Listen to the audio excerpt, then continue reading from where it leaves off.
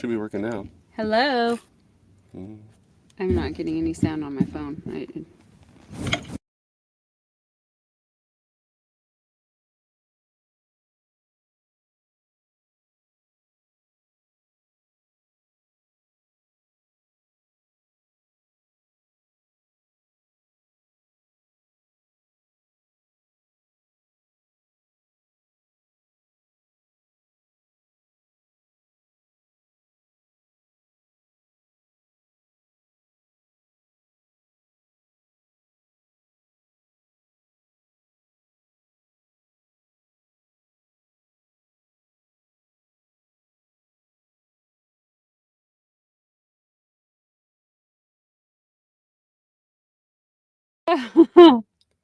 Hi, right. Jeannie. Hi, Marcy. I love it. How are you having more kids?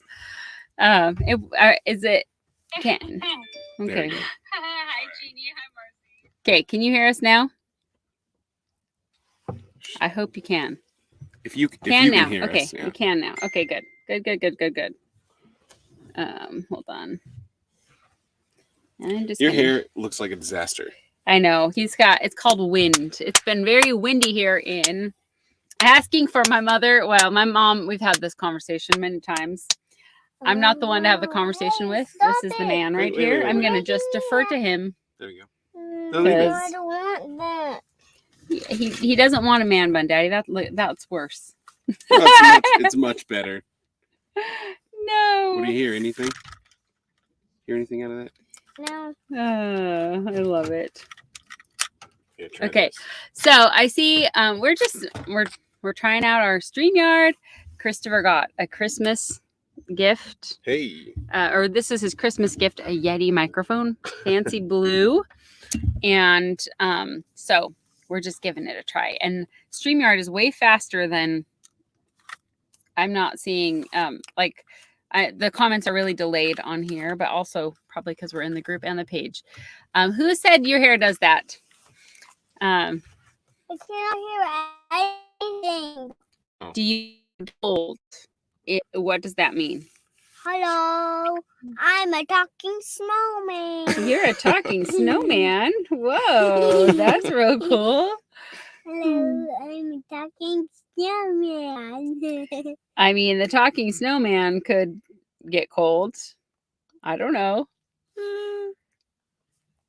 Talking snowman. I've got a question for you to start it For off. me? Yeah. Oh, okay. If you had to settle, There's Auntie Jen. if you had to stop traveling forever and settle in one Jen, place. that's Jen saying here. My hair does too. Okay. Wait. So if I had to settle in one place, If you had what? to settle in one place forever, you could never travel again. But it could be anywhere in the world. And you had to stay in that country. I don't know. I can't imagine not being able to travel like that. That's my reaction. Oh, they want to know if we get cold in the trailer in cold climates. Control your spawn here. Beef, did you like the halftime You're gonna show? fall down. Come and sit on Mom's lap right here. I don't know how long this little guy's gonna last. You gotta go turn on the Trolls movie. Yeah, no, the Trolls movie is too scared. It's too scary for him. I think he's just using that as an excuse because he I wanted know. to be in here. Oh yeah. I don't know. Like I would need to, like, honestly, if I could never That's right. leave there again, it would probably have to be New York City because I can get everything I need right there. Marcy, you sure can. Come travel with us. We'd love it. Caravan. We got a queen size bunk bed that rolls down in the boutique. We got a spot for you. Come and hang out. Oh my gosh. Look, say hi to Auntie Jen and Marcy and Auntie... Look who we got. Glenda on here and Esther. Hello. So, do we get cold in the trailer? Yes. Especially when the propane goes out. Oh my God. Yes. When the propane goes out, it's kind of a nightmare. Yeah. It's chilly. And it's happened a couple times, like in the middle of the night. In Portland when it was In snowing Portland when it outside. was snowing, yeah. It was like the worst possible time that it could happen, and it did happen. And it was not great. Also, so when you jump on, if you're jumping on through Facebook, It should give you a opportunity to give StreamYard permission to see your name. That way Yeah. we can see who you are instead of just Facebook. Hi, user. Melanie. It's interesting because now that I'm looking at it, babe, I think everybody that's watching on the page, their name automatically comes up, but in our group it doesn't. So if you are watching, I see anybody up here that says Facebook user. I'm in the group looking at comments, and it's Jill says what was the answer? But Melanie, I can see Melanie and Dawn. No, don't take it out. You don't want a man bun? Do you like man buns? I'm asking you. Do you like a man bun? No, you don't. You want me to take it out? But look, you match mom. See? I got a mom bun and you got a man bun. You like that? You got a man bun. So, too. yeah, the cold weather. What country that I can never leave? I mean, I don't know. Do I want to be here all the time? I just want to keep traveling. Can I just travel everywhere I want? One thing that I did have this, I had this epiphany when we were in Portland. So we were there for 3 months, all through the fall into the early winter. And we love Portland and we don't mind the rain usually, but living in such a tiny space with it being rainy, I realized that everywhere else we've gone, we utilize the outside of our trailer, like the awning and everything, as an additional living space. And in Portland, not having that because it was so wet and rainy and cold really hindered my ability to Stop it. like just be, Come on. I don't know, sane. So Oh, we wow. discovered Sky Zone. Do you like Sky Zone? You like Sky Zone? Yeah, I can see your name, Amanda. Sarah, Yeah. I can see you as well. Sarah, we can see you and Amanda. And Amber Fernandez. And Dawn. And Dawn. Yep. Welcome home. So I don't think that we will be doing cold weather in our trailer again. I would prefer not to. Yeah. Yeah, Jedi Beep. Who just said that? I know, little Master Jedi. What's the best part about being a retailer for you? Asks Jen Kwan. You go first. I like that we don't have a boss, that we travel on we live on the road. We travel as sort of a lifestyle, and a lot of jobs can't do that. So for me, it's just having the freedom to move about and be anywhere we want to be. And we can, on the dime, say we want to go to Cancun or to Hawaii or to Thailand. Let's go to Thailand.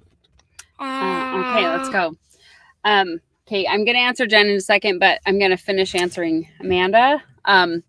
It's actually really cozy and warm when it heats up really fast with the propane because it's such a small space. And we have 4 different heating vents in the floor. And so it quickly heats up very quickly. So it's nice and cozy when we don't have the propane run out.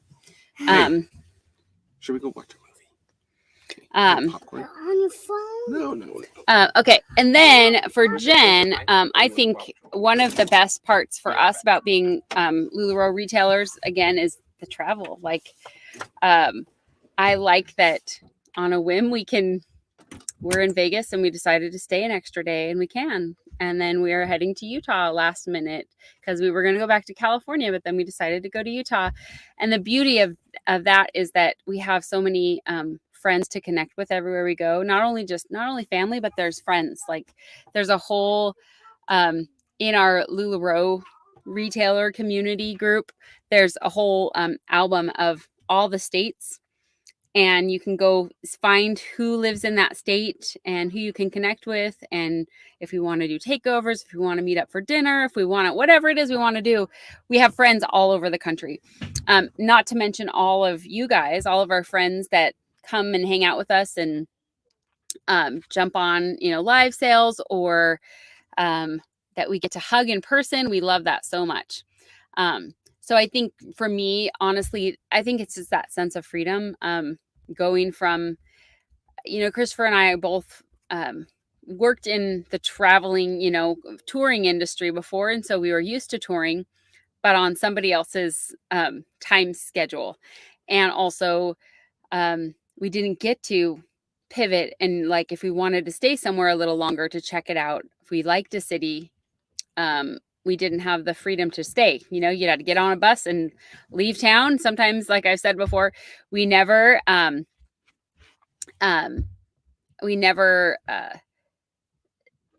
would see the outside of the venue. We'd only be inside the theater and then pack up our show and leave. So I love the freedom that we have and the flexibility and to make it what it is for us, you know. And the other thing that's really cool about this is that that's not our lifestyle is not for everybody, and most Lularoe retailers don't live like we do.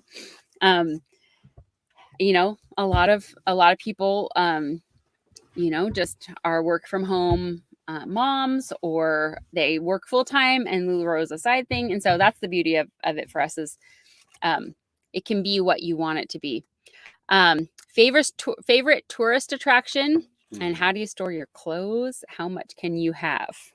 So I can answer part of that question. So, well, I could answer all, but I'll let Julia answer for herself.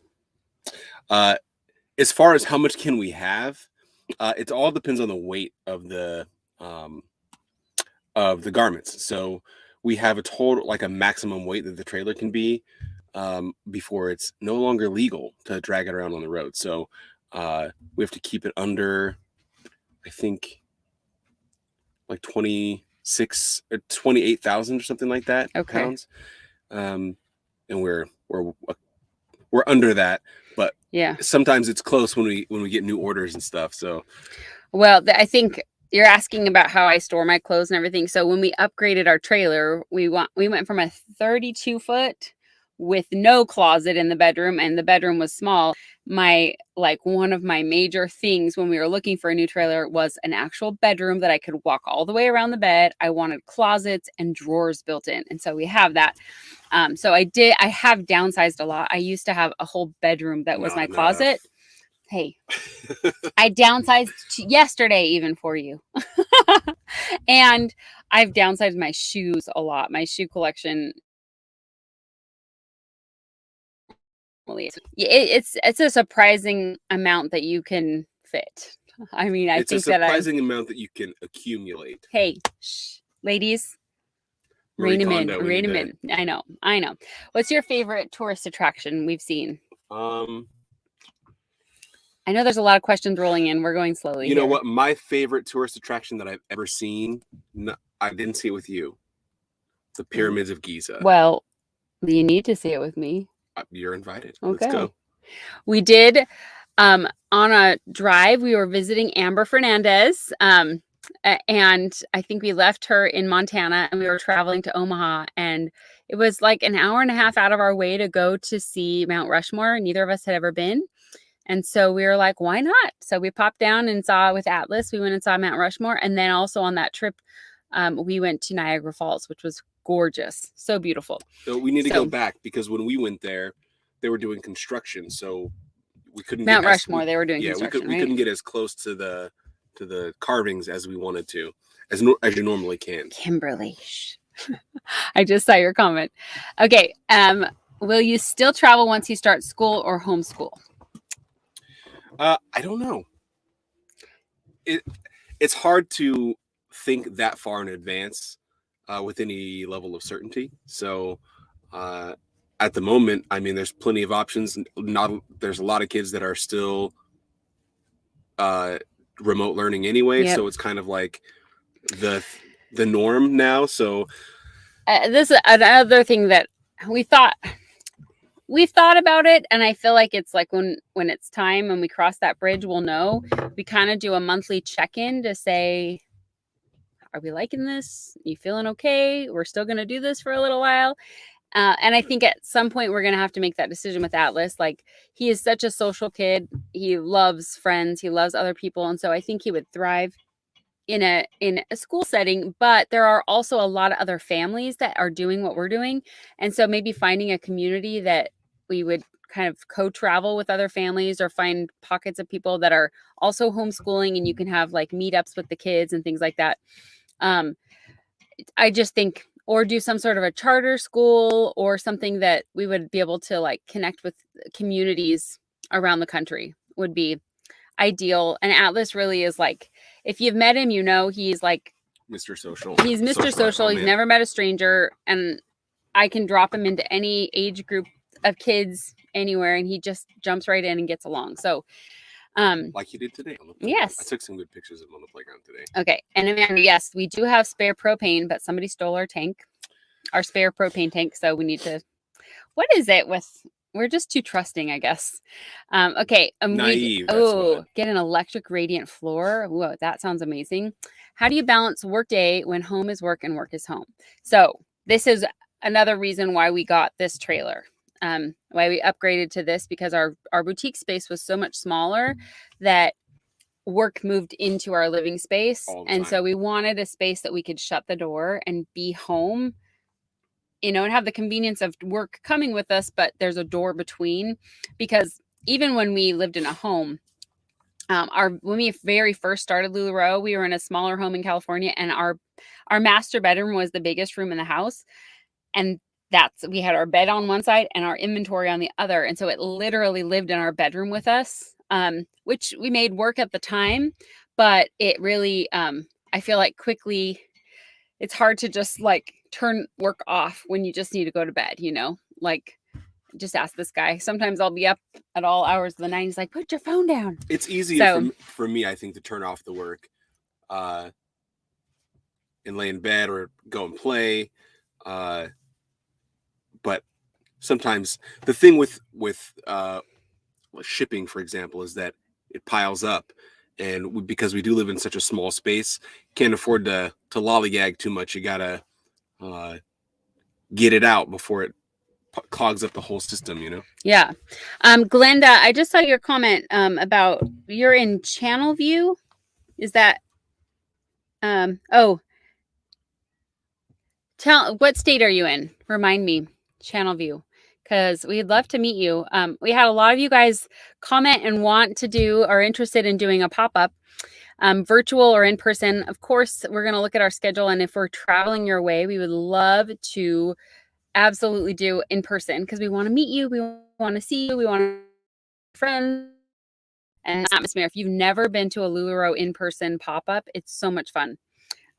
We get to just play dress-ups in person. So that's on our list for this next couple of days. We'll be reaching out to you if you filled out our little survey and are interested in hosting a pop-up with us. We're going to combine and do like 2 or 3 hostesses at a time, and I think we'll do something on Zoom so we can connect and get to meet everybody and hear voices and see faces. That's really important to us. So and if you're combined with a couple of other groups of people, it makes it, you can choose. If you would rather just do it by yourself, it's good, but it's kind of fun to have, a mix of some new friends and faces and things like that. So, we answered about Atlas to school. What was that question? Hold on. Still asking about my personal wardrobe. So basically our closet, I take up about this much and Christopher has about this much, but then he has a whole 3 drawers on one side, and I have whole 3 drawers. Wow. Hey, you don't. I have a whole. You've been wearing the same clothes for years, so you don't need more than 3 drawers in a portion of the closet, right? Yeah, but think of how much better I would dress if I had the space. You dress great. I have no issues with the way you dress. Okay. I think you're pretty sexy. Okay, so let's see, what did we got? Let's see, Mount Rushmore is closed. Was closed. Yeah. We were on the U.S. side of the falls. We didn't get into Canada, but we need to. Though, no, right? I've never been. The Canadian side's better. Yes, and he's so social because of Lularoe and constantly meeting so many new people, right? I agree. He's like Mr. Social Butterfly. And he just loves all his aunties. I love it. I love that he just he naturally knows to call you auntie now. He just knows. I don't even have to say it by default. I know he is our little social butterfly. Oh no. Okay. And then let's see. Cash. It's so exhausting. No. Seriously, no. We're No, I woke up like this. no, Kimberly, we're streaming into Facebook, the page and the group, and also YouTube. So we have live streamer or live people jumping into the live stream in multiple places. What's something you wish you knew before becoming a Lularoe retailer?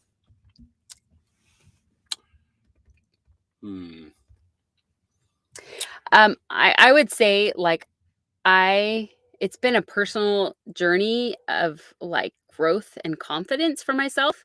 I wish I would have known. I mean, I kind of pushed it off. Christopher was the one that really was pushing for us to become Lularoe retailers. And I was kind of like, no, no, no. I was a really, I mean, I am an introvert. And so I was a really shy person. Marcy knows me from when I was a young child. And I don't know if you remember, but I was like the quiet kind of like, didn't want to, I'm like quiet, calm, peacemaker. I don't know, maybe Marcy has a different opinion of me because she babysat me when I was little. But um but I wish that I would have jumped in sooner, knowing the personal growth that I've experienced in gaining confidence and also discovering my personal purpose, like what I feel my purpose in the world and in my life is.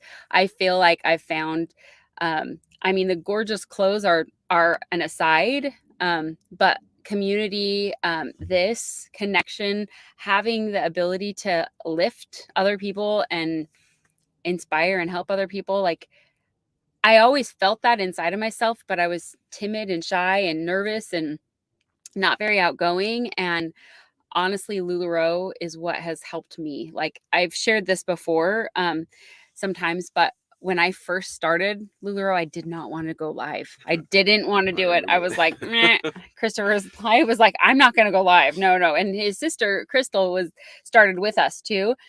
And she's so charismatic and funny. I was like, she can do all the lifestyles. I don't want to do it. And even in person, like at the beginning when we do in-person events, I'd have like a little bit of social anxiety.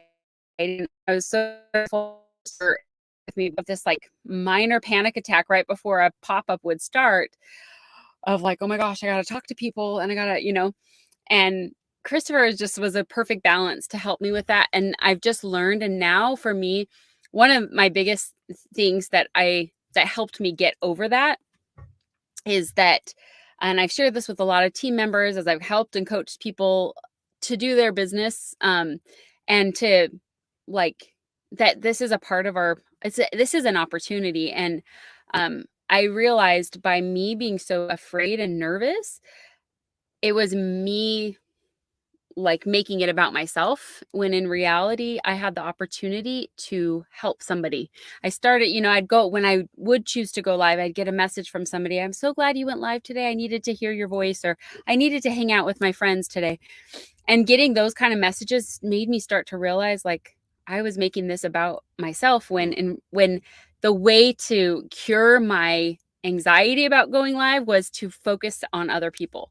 And I feel like that's, in a lot of ways, that's the resolution for a lot of issues that we have in life, is serving other people. And so I had this mantra before I hit the live button that helped me, because I would be so nervous over and over. And I would say, somebody needs me today. Somebody needs me today. Somebody on the other side needs me. And even though, we're staring at our own faces, and I'm still like, I'm having these interactions with all of you. And and so many of you, we love that we've gotten to know you, and I know your voices now, or we've met you on Zoom if we haven't met you in person yet. And so it's you, it's about you guys more than it is about me and my fears. Like I needed to get over my fears. So I think that's what I wish I would have known sooner and started my business sooner, instead of letting fear hold me back from doing it.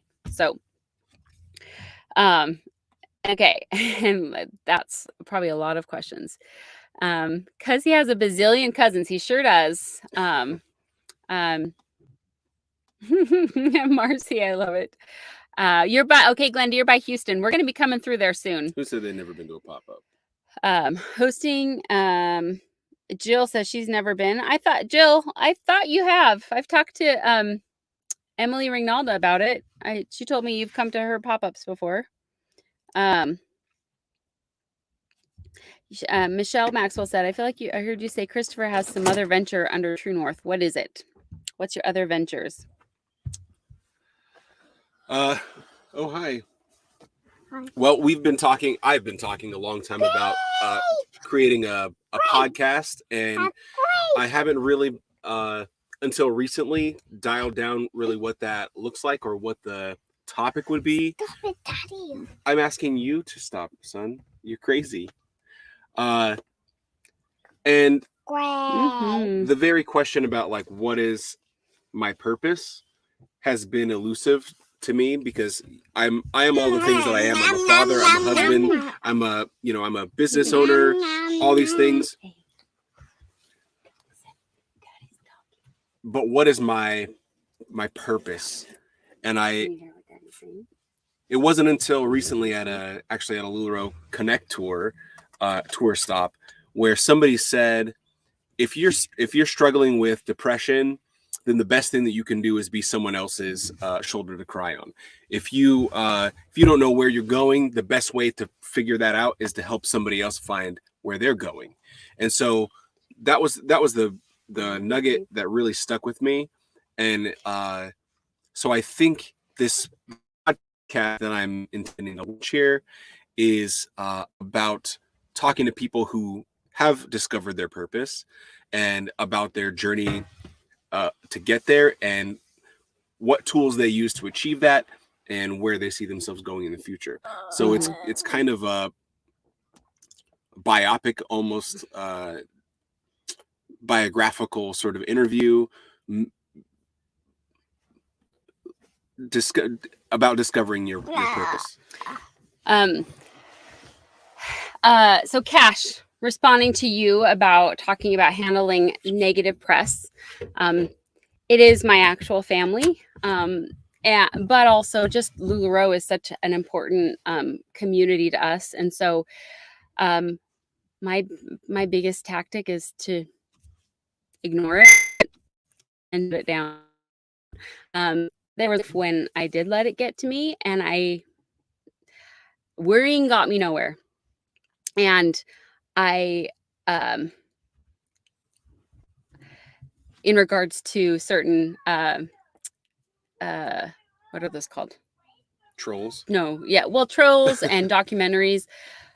I know a lot of those people personally. I also know that I know lots of different sides of the story, and it just makes me sad to see people choose to focus on negative, or they had an opportunity in front of them equal to mine. And the opportunity is equal across the board for everybody. And it's what you do with it. And we choose to use this voice to be a voice of positivity. Some people choose it to be a voice of victimhood or negativity. And truly, I'm just going to be louder and quiet the negativity. Like that's kind of my approach to it, is like, there's going to be negative in any company, I mean, any brand, any celebrity, like every single one. If it was like the Kardashians sitting here, or I mean, they maybe put themselves out there in really extreme ways, but Sure. but every single person, even if they're not seeking it, is going to get negative, because there are different people in the world. Everybody has their own opinions. Everybody has their own experiences, and I'm not devaluing anybody else's experience. I just know my experience, and I will share my experience with you. And I would ask you to look at your experience with it, and I've had a couple of you reach out about that. And that's all I've said to you is, what has your experience been with us, with Lularoe, with other, and I would hope that that's what you hold on to. So, honestly, I've been through and I also will tell you, I've watched my aunt and uncle, that, I've watched my aunt have horrendous things said about her and go from being tearful to choosing, I'm not going to let somebody else control the way that I feel about myself and my purpose. And I've watched her turn that frown upside down.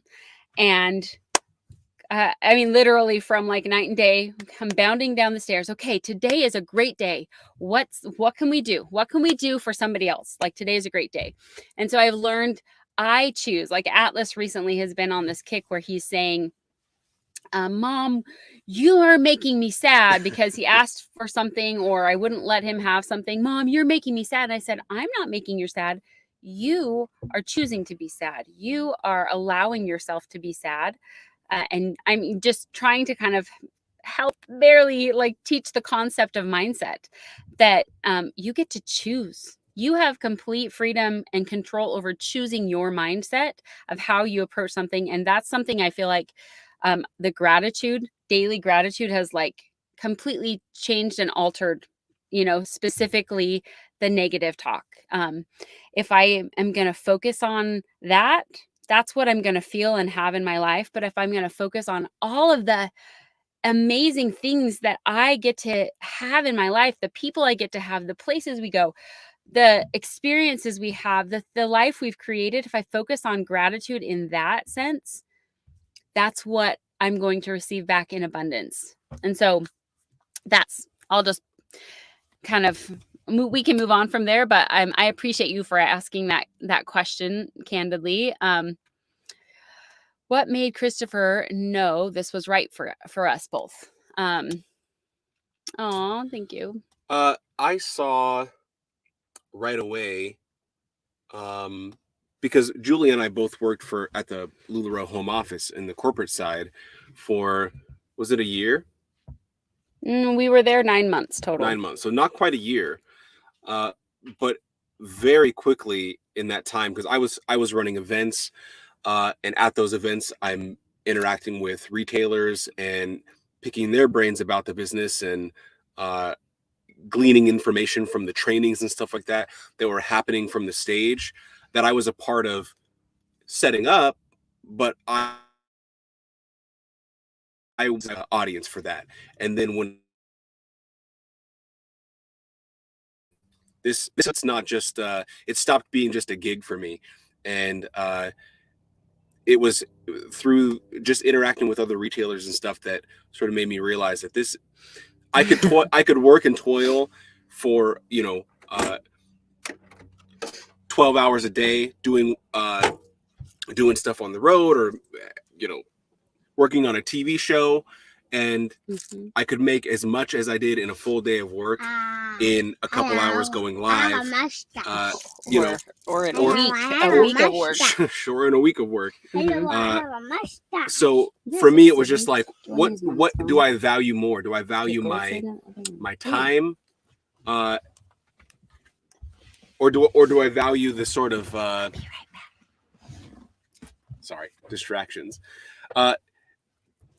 Basically, what it all shook down to is my time to me was too valuable, because I started to realize you don't have an infinite amount of time. So how you choose to spend it, you better spend it wisely, because there's an hourglass that's running, and you don't get to reverse time.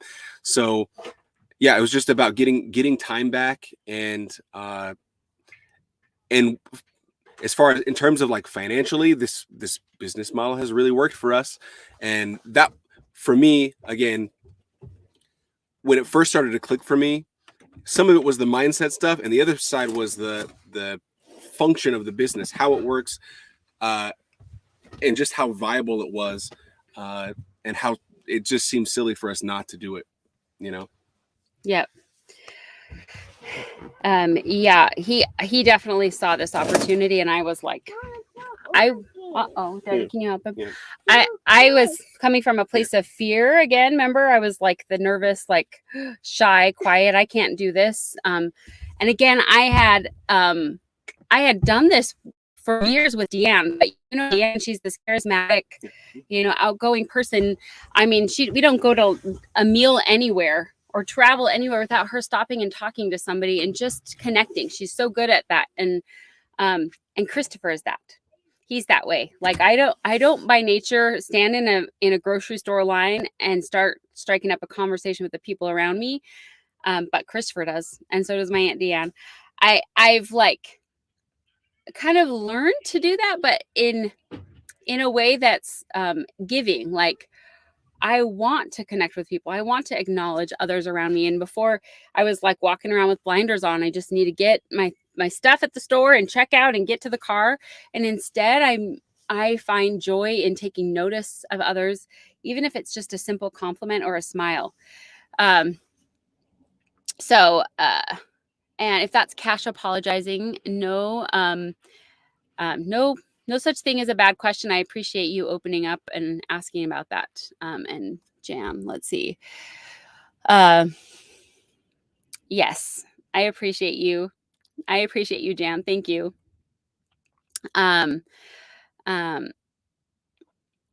Thank you.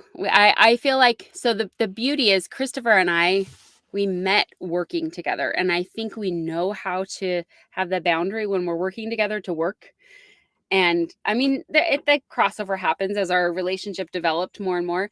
But we found ourselves helping and coaching other couples that work together in Lularoe, kind of helping them figure out how to make it work, because you really have to have defined lanes, and you don't cross into each other's lanes. You know, like Christopher does shipping, I let him do his thing. You know, I think there was a period early on where I was like, no, you need to do it like this, and finally I was like, you know what, this is. You guys know, you get your packages and they're like perfectly folded and packed, even though I fold the laundry wrong. That's true. That was good for me, because now he does all the laundry. I know, I'm sorry, you guys. And Atlas I just handed him my phone. So, Sure. I guess yeah. Jan, because you're talking to everybody and you're just that personality. I love it. And I wish Amber, I love you. So he really is a perfect package. Ooh, Atlas. I know he does. Christopher does know all of you equally as much, even though he's not on the lives as much. If you remember, before Atlas came along, we were live, like we always went live together. And so I think there was like an adjustment curve where, when Atlas, where Christopher was, dad that stayed with Atlas while I do a live sale. And so it kind of just shifted. But I know you guys love when he goes live, don't you? He always gets nervous and he's like, nobody wants to see me. And I was like, yeah, they do. They do. How do we know where to send new inventory? Okay, so Lularoe uses FedEx. We all know this. And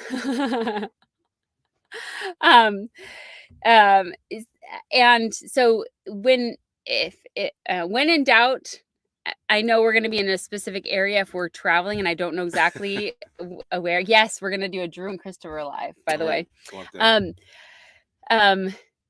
We can always send it to a FedEx store. If we find like a FedEx, what is it? FedEx and Office Depot together. I can look up an address for that. But for the most part, our campgrounds that we stay at let us. Most campgrounds don't have a problem with you getting mail delivered there, especially if we're there for a long term. We've had to get a PO box once or twice. But that's for regular mail. But FedEx and UPS and Amazon, usually they drive right to our site and drop off. So that hasn't been a huge issue. But also, when we first started our business, Christopher and I, if you remember Big Red and our little trailer, and we packed everything and we drove around the country and did in-person pop-ups, we did have to figure out along our way, okay, if we're going to, place an order, it's going to ship and be, where are we going to be in about 5 or 6 days from now, that I can look up an address of either a retailer friend or a family member, or I need to find a FedEx store. And that's where, when I place the order, I need to ship it there. Because once it's placed, you can't change the shipping address. So we don't have a permanent. We do in Redlands. Southern California is kind of the place where we tend to boomerang back to most of the time. Yeah. We go out on our jaunts, but most of the family is in California, so we always end up back. Most frequently. Okay, I'm loving this. They love you. See, so we're gonna do a Drew and Christopher live, a battle, ladies. Christopher's got to win that one. Okay, style battle, Um, like a outfit battle. Yeah. Yes, and see, they're all saying they want to see both of us, Yeah, right? yeah. The long chats. Remember when Christopher would be painting at the other house, at the Vermont house? So yeah, our permanent address is in Southern California. We for a long time we still had a PO box in Vermont, but finally I was like, we haven't been there in a year and a half. Well, we still have a PO box. In We Vermont. do, and we just called Dennis, our postmaster friend, and he just ships us a box of anything that's arrived there. But California is our permanent residence. We do still have a storage unit in Vermont of stuff that. So part we of don't part of the plan for this year is for us to get in and out of Vermont before the snow starts to fall again. Yeah. Oh, I recently changed our address. Did it change to California? I haven't been able to change any of the settings shipping. like that. I went into shipping easy and Okay. changed it. So Right. did you notice when you were printing out labels I today? didn't. Okay. I miss him on the piano too. We need to get him a you need a little keyboard and then he can do that. Well, I have a keyboard in storage. It's too heavy though. I gotta sell it and get Okay, one that's a little lighter. Get a little bit lighter one. That's a good idea. And then I just need to be more neat in here. Yeah. I You know. don't you don't want me to turn the camera on. It's a disaster on this desk. He's been shipping all day, ladies. So okay. Well, it was just a couple of days ago, I think, while he was in Pahrump at the football, the old Super Bowl. The Super Bowl party with all the guys. was a good I would think I went in and changed it. So I'll have to take notice and see what prints out when we print out next time. Let's see. Oh, so we talked about Atlas, Susanna. We're kind of just playing it by ear. And if it comes down to that, come down to like us needing to settle somewhere to be able to have him go to school, we will. But I think this lifestyle is an education in and of itself.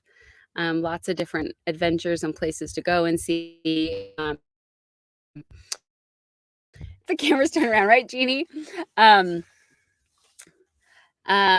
don't know. Will Atlas learn ASL? We need to spend a little more time with Grandpa. I feel like I need to take an ASL class. One of these times when we're sitting down for a couple months at a time, and long enough to take like a quarter-long class at a community college or something like that. Okay. I'd be down for that. Yeah, in Pahrump, Nevada. They went out to how many guys ended up being there? Man, there were like 60. 60 men. And it was a dry Super Bowl party, like no alcohol, nobody drinks that was out there. They didn't drink while they were there. Super Bowl party, but they had fun and they went shooting guns and quad riding and racing and all kinds of stuff. Old Carl at the gun range. So my brother Miles is a police officer, and so he was the one kind of in charge of safety officer, training, teaching everybody about the guns. And my dad is hard of hearing and was like off shooting. And he already had his ear protection in, so he couldn't. So even though he's hard of hearing, Carl, you can shout normally at Carl, and he'll figure it out. But he had his earbuds, his earplugs in, and his muffs on, and he had his pistol. And Miles just got done saying, "Okay, nobody shoot. The range is closed. We're gonna gather for a safety briefing." And what do we hear? Pop, pop. Mm-hmm. We all turn around, and there's Carl shooting at the tin plates that we had set up. And then he stops, and and Miles was like, "Dad, stop!" Huh? Oh, the man. At least they all know and love him. I know Marcy because you know Carl, right? So, and yes, Jan, I mean, my sister Sarah has homeschooled all 13 of her children. And my sister Emily homeschools. My sister Colette has homeschooled off and on. My brother Joseph homeschools his kids. And it's just, I mean, it was just, I think the ease of having a little bit more flexibility and freedom, but also the opportunity to travel and to do unique and different things with the kids. It wasn't, I mean, for my sister Sarah, she was overwhelmed when she had little ones trying to put them all in school. And she just found that it was easier instead of her having to help all the kids individually do homework. She did it all together at one time. She does it all together. And even now, her older kids that have graduated and are now taking college courses, they help with the homeschool. So if Sarah's busy doing other things, my niece Tihane, if you guys have watched the 13 Crowns kids, they all kind of have the role. And Tihane is like this, she's a knowledge, like she just thirsts for knowledge. She loves reading and studying and everything. So she's sort of been like taken over when Sarah's not around to do the morning school session. So the different age groups of kids, and they have a certain online protocol that they use. And Sarah's actually, because she has so many children, is an accredited school, and my sister Emily's children are part of that school. So they get to go to all these really cool places as what are they, field trips with like discounts or no cost, because they're considered a school. So maybe Atlas will just be enrolled in that school and we'll just find people to connect with along the way. So okay, I see that. Number one tip you'd give to a new retailer. That's a great question. Number one tip. Oh man, there's so many tips. I would say to set boundaries for yourself. Set goals and set boundaries. Those are two things. Because if you're just paddling and it's aimless, it's like if you cast up your sails on your ship, but you don't have a rudder, you don't know where you're going, you're bound to just spin in circles and not know what's going on. So setting goals allows you to, set benchmarks for yourself and have some accountability for yourself, and treat the business like a business instead of, going 1 foot in, kind of being nervous about it. You know what I mean? Mm-hmm. I'd say just set goals so you can have those benchmarks, and then set boundaries. So know when does work end and family begin. And sometimes the thing about being an entrepreneur in general is like the flexibility of like, you have boundaries, but also you also have flexibility. You can flexible and sway a little bit. I would say the number one tip that I would give is don't hold yourself back. Don't let, and I've said this to team members, let me believe in you until you believe in yourself. Like, because I know you can do this. I've watched myself do something that I never thought I would ever do. And so, but like, just believe in yourself, believe that you can do it, and you will. I've watched, a lot of you guys know Sabrina, and she was so nervous at first, and watching her like just expand and blossom and see that she can do this and believe that she can do it. There was one other thing I was going to ask, or Jeannie. Yeah, I think that it's just a matter of making life work, and then just knowing when to kind of get to a spot where, and I think that this is, I find this in our business as well, and it's the life of an entrepreneur, is like, you kind of let yourself go in the direction that feels right. And if you start encountering like discord or something's off, it's time to reassess and see what a new path is.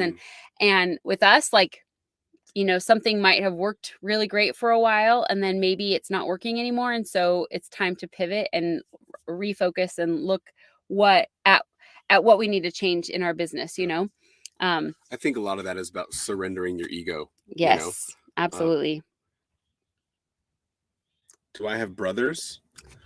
I do have brothers. I have 2 brothers and 2 sisters. I have one sister, Crystal, that a lot of you know. And then I have 3 half siblings. We all have different fathers. And I don't really have a relationship with most of my siblings. My older sister and I have a good relationship. That's, there are times when she's very lost, and times when she's awesome. And actually, the last time we were in Eureka, she was doing better than she has been for a while. So it was really good to see her and catch up. Actually, I also saw my half sister. I met Christopher's biological mother for the first time. Sorry That about that. it was not planned. She just rolled into our campground one day looking for a place. Apparently she's got a trailer as well, and was looking for somewhere. We had no idea. I'd never met her before, and so I didn't realize it was her, but I recognized his sister, Jacinda, and it was like this weird, we were trying to move our trailer from one spot to the next, and it was just an interesting encounter. It was a little awkward. I mean, Christopher hasn't seen her in how long? I mean, since we've been together for 9-10 years, and I've never met her, and so it had been years before since then. Yeah, just I don't know. There are some relationships in your life where if they're toxic and they're consistently toxic, you have permission to, again, set those boundaries and draw a line in the sand and bless and release. Mm-hmm. I don't feel that there's like a vacancy there, in terms of that missing relationship, and so I don't know. A long time ago I had to sever ties and just be done with that relationship. So, and then for other reasons, I let go of my relationship with one of my brothers. That's a whole dark story that's we can we'll talk about on another keeping it real session. Yeah. Yeah. And but Marcy, you have great relationships with all your siblings. And I also, that's one thing that I really love about being married to you, is that I've gained another giant enormous he family. has to send me pictures of, hey, I've been hanging out with this cousin all day and I don't know his name. What's his name? He's like, I really like him. He's awesome. What's his name? The thing is, like, at a lot of these, there was family reunions and there's a lot of Lularoe events where family shows up, and parties and stuff like that. The family parties, right? They know how to party. And so we're in the catering food industry business, right? And so I have a lot of interactions with a lot of people, including other retailers, but then family members, and sometimes I mix them up and I don't know if they're a retailer or a family member. They're not related to us? He's like, oh, I thought they were related. I'm always surprised when someone's not related to us in some way. I know.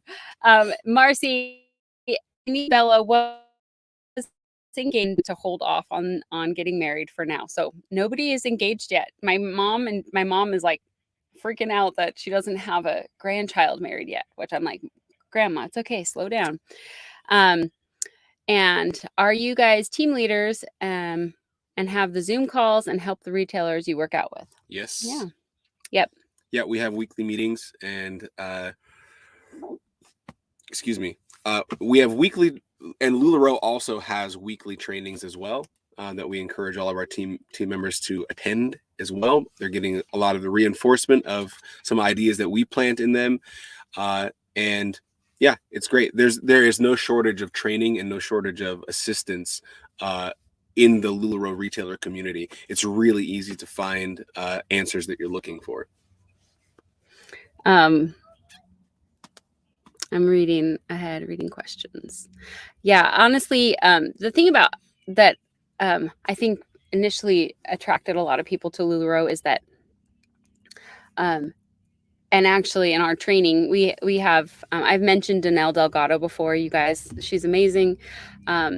She started off in direct sales and network marketing and has since kind of graduated that, and she is a trainer specifically she trains insurance salespeople, lenders, realtors, car salesmen, all kinds of people, and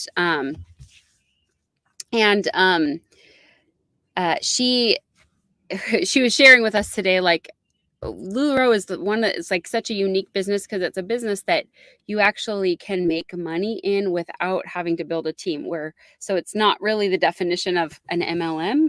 It's interesting that Lularoe has been labeled as that because you actually can make money without signing a single person up underneath you, which I don't feel that that's the same with a lot of other direct sales business. You can make a little bit of money, but and so I think a lot of people are attracted to this business initially for that.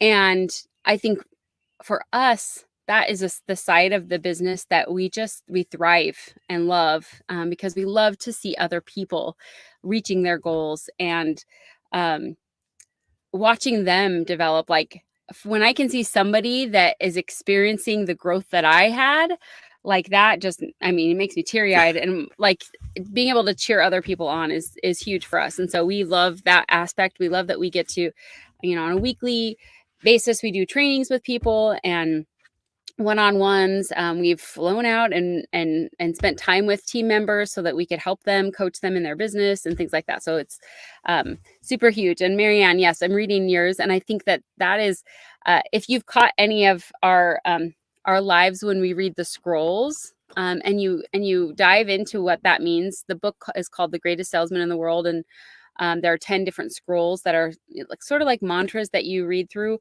It really is like, how are you approaching people? And people they have a sense of what, if you're genuine or not, when it comes to sales in general. And so I think that that's great, spending some time to connect with people so that they know that you genuinely care about them. You genuinely want the best for them, and you're not just trying to sell them a product for the money aspect of it. And you guys know, like I mean, everything is my favorite, but it really truly is, and I wear it every day, and I love it because I love how it makes me feel. That I feel beautiful. I don't feel like I ever am dressed where Christopher wouldn't compliment me, and I love that I have the ability to share that with all of you and help you feel that same way. And so, I mean, what's not to like? I don't. So nope. Yeah. Raylene is not his real mom. Well, Raylene, I will say Raylene is my real mom. Yeah. Okay. There you go. Good. She didn't birth me, but she helped raise me. So yeah, I mean, you choose your family, right? Well, you're born to a family, but you choose who your real family is. Can you be a retailer and work at home office? No, so that's why we had to leave home office. There are some retailers whose spouses work at home office, but you cannot be a retailer and work at home office. And that's why we sort of had to make that hard decision. Because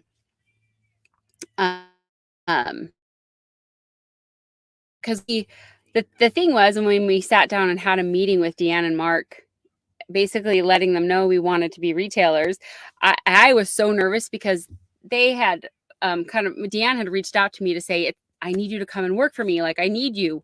I need you. You're capable. You understand. And stepping into that role and working at the Lularoe home office, Krista and I quickly got it. We got the culture of Lularoe, the community of Lularoe, and we fell in love with it. And so us leaving the home office was an opportunity for us to still be a part of that culture and community, but also on our own time, and knowing that, like, honestly, truly my biggest why when we started was the question always in my mind before Lularoe came into our lives was, how are we going to maintain our careers and have a family when both of us are like on different tours all the time? Yeah.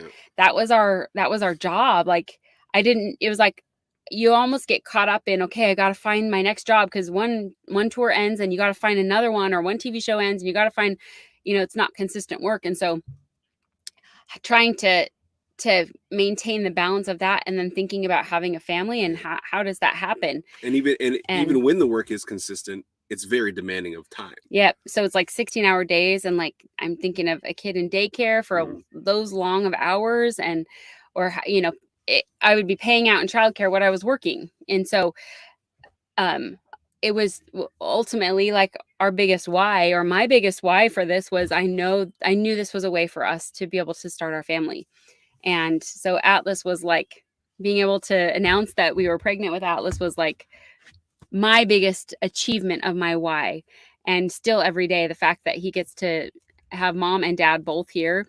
And there's tricky times with balance with that, because we are working and we're full-time parents and, you know, working full-time from home. And so there's a little bit of a balance to it. And I feel like we have gotten better and better. I think we do a pretty good And job. and I think we've talked a little bit about this, but there's just, and I don't know if it's society and preconceived ideas of gender roles. Sometimes it's hard for me.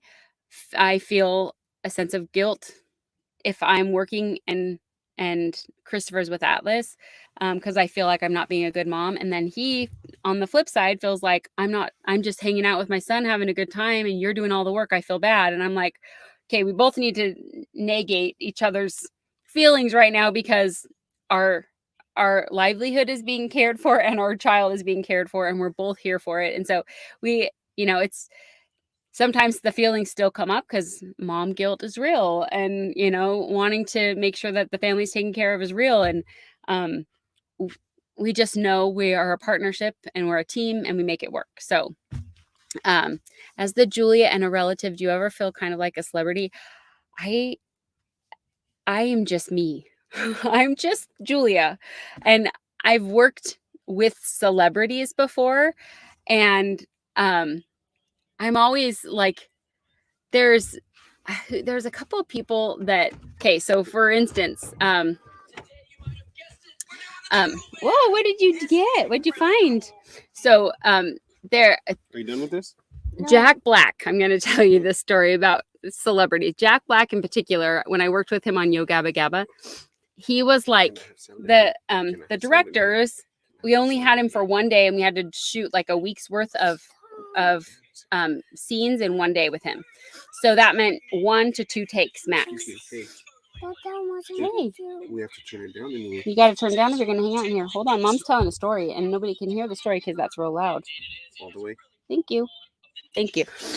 Anyways, so that episode, literally, we started at like Do you want to hear it? like the wee hours of the morning. It was super hot in Southern California. We were in a warehouse Mom needs a kiss. soundstage, and they had a couple of the PAs stay the night to sleep with the roll-up doors of the warehouse open, so they didn't have to have the air conditioning try to get it cool in the morning because it was so hot. So with the big windows open, it stayed nice and cool overnight. And he came in and did that. I was out with him inside, you know, doing little touch-ups and making sure his costume was good. And he'd come off stage like giddy, and he's like, why? Because they would say, we're so sorry, we have to do that one more time. We've got to do another take before we move on. And he's like, why are they apologizing? Like, this is like the most fun, the best job I've ever had. And just kind of seeing him as a real person. I mean, I'm not in any way comparing myself to Jack Black, but he's just he was a normal person, like just like all you and me. They're you know. And so for me, that's how I feel. I'm just a normal person. I'm not anybody special or different or unique, and I would never expect it to be treated differently or unique. Unlike me, I'm I'm just me. amazing. Okay, Mr. Amazing. Kidding, relax. No, you are amazing. You're incredible. I'm in awe of you. You are good at everything you try. It's kind of annoying. You have a stellar memory, which I'm super jealous of, because mine is not great. You're super artistic. Oh, well, You're real sexy. Oh, You're a great wow. mom. Okay, now you're going to make me start blushing. You guys know all the amazing things about him. I could go on and on. Please. Yes, there's a community of deaf retailers in Lularoe. And so actually today on our training, It was really cool. There's a woman named Sabrina. She's actually been a model. She became a retailer too. She started as just the interpreter for all the ASL retailers. So whenever there's a home office training on Zoom or anything, Sabrina's always on. And as she was doing all of the trainings, she started learning about Lularoe and was like, I want to do this. So she signed up as a Lularoe retailer, and she still is the interpreter as well. So they have her come in and interpret. And she was interpreting for Danelle today for the training. And at the end, Danelle was like, oh my gosh, I'm sorry. I was going so fast. I apologize. I'm getting you a massage. So she sent her, took care of her. So she got a massage, which is really awesome. So yeah, there's such, actually another friend of ours, there's such a variety of retailers and such a vast like community. We have a friend who just signed up. She reached out to a group of us and was like, you guys, my brother he's a single, like straight guy, and he wants to sell Lularoe. What do you think? And I was like, hey, this is for everybody. Anybody can do it. And so he signed up today or yesterday and has inventory coming his way. And he is super excited. He's helped her out in her business a little bit. But I just love that there's such diversity and variety. So thank you. Marianne, I love putting outfits together. It really is truly my happy place. I love it. Let's see. Kimberly did get to come to that Seattle training. So you guys, I posted that list. For sure, we're going to be in Salt Lake on Friday. If anybody's near there, let us know. Anybody can come to the Connect tour as my guest for free. You don't have to pay for it. It's an all-day training, but you can come in and out. Kimberly came for just a couple of hours. She got to hang out with Atlas, and then she came in and sat in. And I loved that she was there and got to kind of experience that and be a perspective, to kind of share your perspective of the Lularoe community with all the retailers that were there. And we're going to be coming to Chicago. So if you're near Chicago, there's one in North Carolina. There's one in Nashville. Anybody want to meet up in Nashville? We could do that. Okay, There's one in Arizona. So we'll be on the 18th of March, I believe, in Arizona. I know there's one in Indiana at some point. They haven't announced the dates. There's one in Wisconsin. There's one in Syracuse, New York. And that's just for right now. They've just announced the next couple of upcoming dates. So if anybody wants to come, even if you can't make it for the whole day, come for part of it or meet up with us for dinner, or we're making an effort and a point to come out and be there at as many of those Connect tours as we can, because we want to connect. Amanda, I'll let you know when Nashville is. You know what? I think it's Jen, if you're still here, remind me when Nashville is. I know we're going. So maybe it's the 8th. It might be the 8th of March. Yes, Kayla, let's meet up in Nashville. Okay, Amanda, you need to come. Oh my gosh, that would be so fun. Okay, let's see. I love that you love Biz. Oh, you guys, Biz. Breaks my heart. I know. He is pretty amazing. Melanie, when we started, so I've done gratitude journals for years in different ways, but with the consistent daily gratitude, I use the I Choose Joy book by Danelle. It's a simple, I think it's like a Tuesday, or I just saw your comment, Amanda, Tuesday. Maybe we can figure something out, like evening or meet up with you. Oh, that's kind of far. But it's only like maybe 15 pages. Of reading, and then the rest is your workbook. So it's like your actual journal that guides you. So that's what's really helped me. And now I don't even use that. I use my little tablet, and I just have a notebook in my Remarkable tablet that's just my daily gratitude. So it's listed as my 4 Gs: my gratitude, my goals. I write my goals every single day. The same goals I'm working on. Once I achieve it, I'll write a new goal, but I write my goals every single day. One of our goals is to buy 40 acres of land at some point soon, maybe in Alabama. Something popped up recently for us. So what I've learned with goals is I work and I put the energy and effort in, but I don't know exactly how it's going to happen and when it's going to happen, but I'm working towards it every day. So that's one of my goals is one of our goals is 40 acres of land. And what's one of your goals that you write every day? So recently, in the last probably 6 months, I've been thinking, a little longer than that, been thinking about launching another business that's creating like mobile studios. And I was actually in Pahrump, was talking a little bit about it to some people and got some ideas on direction and talked to the Jets. Oh yeah. There you go. That's fun. Here's what might come of it. Melanie, I do too. And I know it's not off the table. It's still being worked on. The reason it's been more of an issue in Canada than any other like network marketing or direct sales is because of the size of the product. It's not just like nails or bottles of, it's the quantity of clothing. So it's a matter of setting up a warehouse there in Canada so that there's not boxes of inventory crossing the border random times from the US to the retailers. So plus each individual like county has its own unique sales tax, and so that has to be sorted because with us, Lularoe pays our sales tax for us. We don't have to worry about that part of our taxes. They give us a 1099, and they give us all of our sales information at the end of the year, which makes it really easy for us to do our taxes. I don't have to hash through a bunch of stuff, and we don't have to pay sales tax. Lularoe literally takes care of that for us, which is really unique for a boutique owner, not having to worry about that part of your business. And I mean, just a couple of other, while we're on that subject, there's a couple of other things that are really cool. Lularoe, we don't pay for our websites. That's just part of being a retailer. So when you initially sign up with Lularoe, it's a one-time fee, and there's not like an annual or a monthly or a fee at all. You just pay the one time.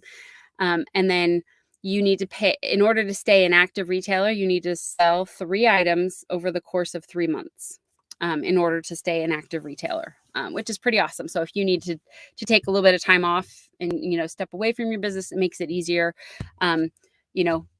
Maternity leave and things like that. It makes it a lot easier. So Melanie, don't lose hope. They're constantly working on it. I know it's a topic of conversation with Mark. They're constantly working with the lawyers and the legal team in Canada and everything back and forth to make it happen. 40 acres and a mule. Yes. Carla, welcome, Carla. Carla just popped up. Yes, I love, don't overthink it. I'm not sure who's, but yes. When you're writing gratitude, I found a lot of people tripped up in what do I write? Like, it just let it flow. Like, what are you grateful for? And something that I heard today on a training today was that you have to almost express gratitude as if, instead of just because something did happen, express gratitude as if it's already happened. Be grateful for meeting the love of your life. Maybe you haven't yet, but put that energy out there that you are grateful for that. Be grateful that you have found your dream job. Be grateful and put that energy out there, you guys. Like, say those things and even say them out loud if you need to. Because that sometimes we have energy blocks. We have, subconscious things that are holding us back from receiving what life has for us and the best life that we deserve. And you have experience. We all have experiences. We have baggage. We have past things that subconsciously just we hang on to. Christopher and I have talked about this a lot, like having maybe negative experiences with money growing up, or unhealthy examples of, taking care of your money, or how to manage it. And when you approach money from a place of fear and lack, that's not an abundance mindset, and that doesn't allow your money to be able to flow to you. So somebody just jumped on. Hello, who just said hi, loves. So when we do a takeover, we basically, whenever whatever items are claimed at the takeover, I pay that retailer what they purchased that item for wholesale from Lularoe. So it's as if I placed an order from Lularoe. So I pay them out the wholesale amount, and then we invoice you guys for the retail amount. So that's how. Oh, hi, Keisha. Oh my gosh, I love having you on here. So we're just doing a Q&A, hun. We're just chatting, asking any questions. This is gorgeous Keisha from West Virginia. She's a retailer out in West Virginia, and she's beautiful. Keisha, are you a brand ambassador? You are. Yes, you are. You are. She's one of our newer brand ambassadors. So Melanie, is it only 6? I feel like there's more. I just had one reach out to me recently who's not very far. She's in Vancouver. So maybe I'll check. Vancouver. Yeah. Oh, we need to get up to Canada. We need to make our way up there. So we gotta do our pop-up tour just across. And it's the same, you guys, it's the same thing with Megalinks as well. So Megalink is essentially a virtual takeover. At the end of the night on a Sunday night, it's crazy because we have to go through and pay individual invoices for items that you claim. So, and in Megalink, it's, we're grateful to be able to have all that inventory to share, and let you guys have access to that. And we end up eating a little bit of shipping costs with that because we have to pay for individual items to ship from all over the country to you. But in the end, it's worth it for us to be able to serve you the best you can. Yes, it doesn't help them reach a goal. It only counts as a wholesale transfer for the other retailer. So it counts toward our sales goal, not theirs. The beauty of it, and one of the things that I love about it, is that it's our whole community supporting each other. We're all on the same team, regardless of who the team is. And it allows that retailer maybe to go place an order for a new item that they haven't carried in their shop. And so it frees up some of their funds to be able to put back into their business. And so it's a win-win all the way around. I was actually having a conversation with Mark, my uncle Mark, about it. He's like, oh, we love that you guys do takeovers. We love that because that he said, our ultimate goal is that, from the business standpoint, is that the product gets to our customers and gets into their hands. And so as a community, we all work together to make that happen. And so, yes. Let's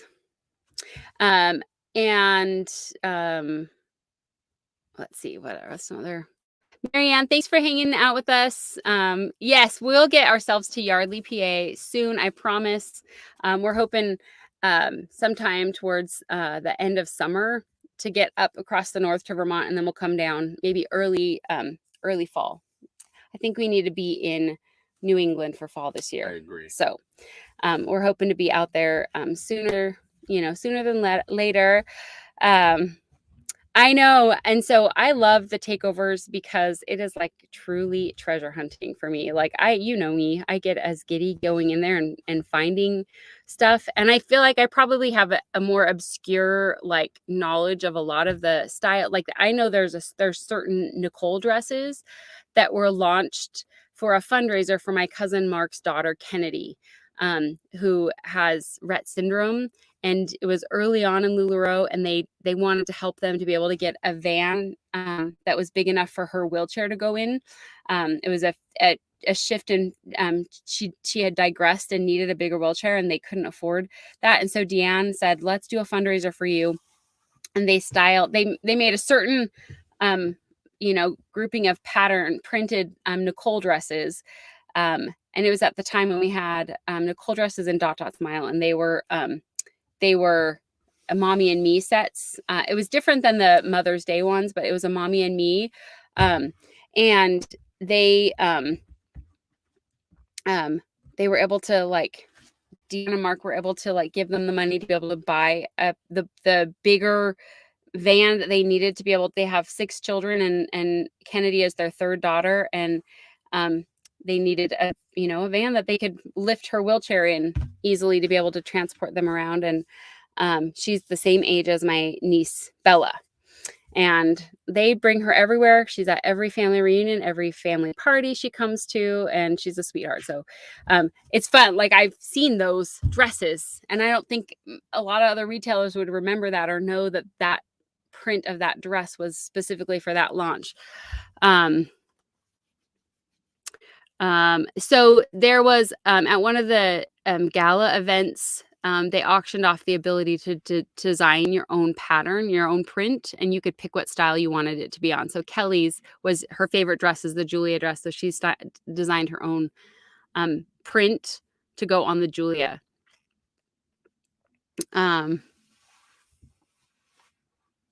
Oh, Melanie, I'm so glad you found us. That makes me so happy.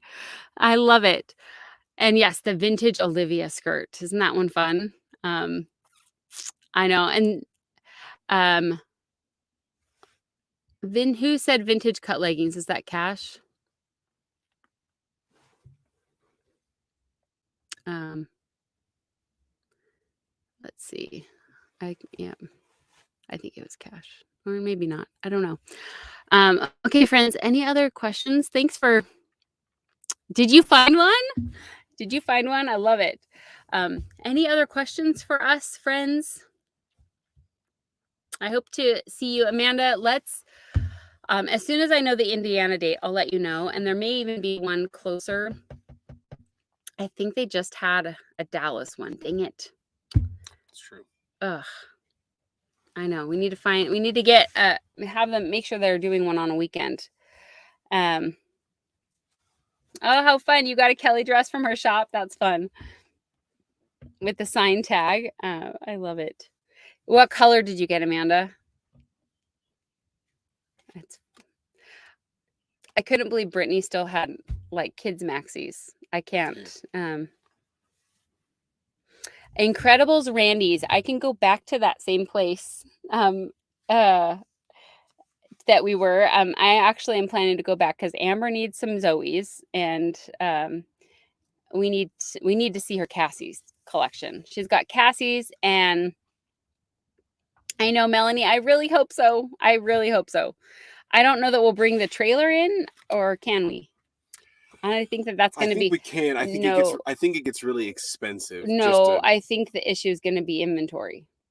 We probably won't be able to bring, because I remember when we travel across the country with our Yogaba tours, and we'd go into Canada. I was always on the bus with all the merch people, and they would admit how much to have to leave boxes to another U.S. location, and they could only bring a certain amount of inventory in for the events. That's crazy. I wonder what our limit would be. I don't know. I think they probably would hop in and be like, "What is going on in here?" So, and it was the same way when I would tour with bands, even in vans, like 15-passenger vans. I toured with a couple of different bands, and yeah, we couldn't take too much inventory, or the CDs and shirts and stuff.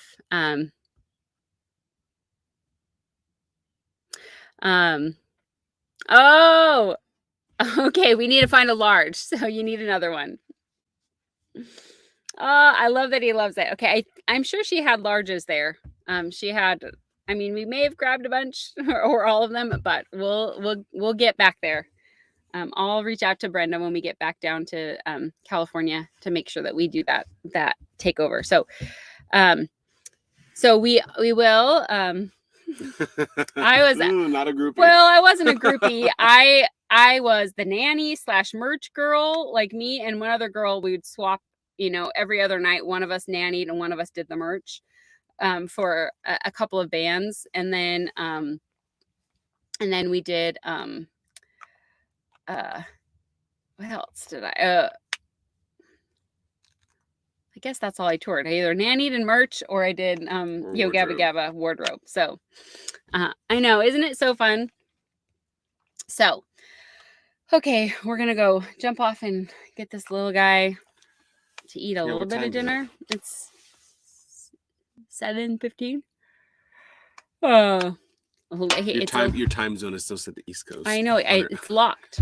No, it's not locked. Yes, you change it for me. I will change it for you. No, I'm going to show you right now with everybody witnessing.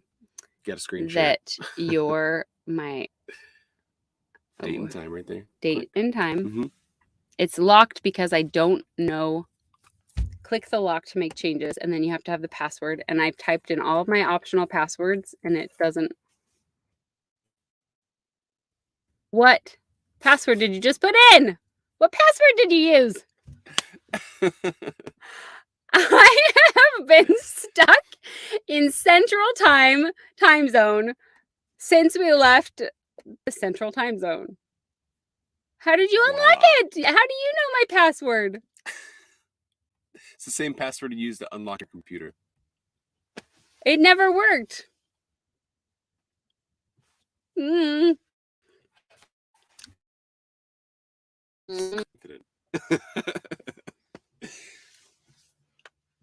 Though I will say, I have to savor the small ones because I'm usually wrong. So. No one knows a password like a spouse. Huh? Tell that to Julia. I cannot. Julia cannot remember a single password to save her life. I cannot remember his passwords on his phone. Like he has this, the 6-digit. I can't remember it to save my life. Because it has no meaning. I need to associate it with something so that I remember why you picked those numbers. Because I can't. I have to, if his phone locks and I'm holding it, I have to hold it up to his face. She can remember what I ate for breakfast 3 Thursdays ago. She can't remember my 6 digits. What celebrity had you girl struck? I don't know. We went to the Johnson Space Station, and there were astronauts that were training, and forgive the pun, but I was kind of starstruck. Didn't we tell this story? I think we told this story live recently. We talked about, did we? Do you guys remember? I know. Not recently. We talked about it maybe in person with somebody. Astronauts. I always loved Robert Downey Jr. because I loved that movie where, remember the husband dies and he comes back in this younger guy's body. I can't remember what it's. I don't know. Who knows what I'm talking about? Have you met him? No. Oh, no. They were filming Iron Man when we were shooting Yo Gabba at the same location. Yeah, so I've always had a crush on Robert Downey Jr. He was really young in the movie because he plays this young guy, and is Catherine Zeta-Jones? No. The mom is Catherine Keenan. No. Does anybody know what I'm talking about? It was one of his very first movies. Look it up. Where's your phone at? The boy has it. Yes, it was Sybil Shepherd. Yes. Jan. Yes, Sybil Shepherd. What's it called? So we can cue it up. I love it. Oh, I loved it. You guys, you know what I found in the $5 bin yesterday? The entire series of Quantum Leap. We need to start that. That's my guilty pleasure. That was the show that I would like fake sick to stay, when I faked sick to stay home because I just didn't want to go to school. Oh man, I would watch Quantum Leap. High strung to do something like that. I can see that. Chances are, it's so good. If you haven't seen that one, I love it. It's a good one. Sybil Shepherd. And Quantum Leap is like my guilty pleasure. What's another guilty pleasure? Music wise, my ultimate guilty pleasure is Aaron Neville. I love there's nothing to be guilty about. Aaron Neville's buttery, high voice. It's so good. Oh my gosh. It's so good. So good. Oh, Aaron Neville. What's your guilty pleasure, music-wise? Music-wise, gosh, I don't know. I like so much music, and I never discount like a full genre or even a artist. Because I feel like you can find gems all over the place musically. A guilty pleasure, though. You know what? Here's my really guilty pleasure. Creed. That is a guilty pleasure. Super guilty. That's yes. There was a Creed song came on the radio today. Is that what you were singing? And I knew every lyric. Is that what you were singing? And I was like, "Who is this? How do you know all the words?" I was like, answer. I don't know that I've ever heard this. I've never heard this before, and he did not tell me what it was. So, he was embarrassed to tell me that he loves Creed. Woo! I feel like I need a shower. I know. Oh my gosh. I love that. I just thought he didn't hear me or something. No. He actually consciously chose not to say it out loud. Closet nerd. Oh, yes. Melanie, the 90s and 2000s girl and boy bands. Oh my gosh, I love them. Hilarious. Oh my gosh, I love it. Creed. Oh man. What's a guilty pleasure movie?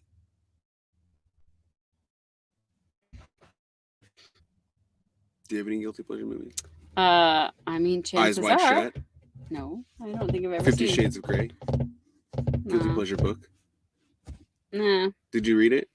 Yeah, you did. Yeah, I did. Yeah, of course you did. Who else read 50 Shades of Grey? Recently, we watched Twilight in the hotel room. the first movie, Twilight. I was like, wow. Twilight. Yeah, I remember when that movie first came out. Violinist David Garrett. I think you would. That sounds like right up Christopher's alley for sure. The Holy Grail. Yes. Yes. Oh, I tried to get Julia to watch Ernest. Oh, Ernest Goes to Camp. Ernest. She didn't get it. I mean, I watched that growing up, but I could not get behind laughing at it. I was like, this is so dumb. It's real dumb. It's real slapstick. But that's what's great about it. I know. Ernest Goes to Jail. We should have watched that. I should have started you on that one. Oh gosh. That's the one. Ernest. Guys, Ernest. I can't. So yeah, I totally read all the Twilight books as well and had to go see the movies.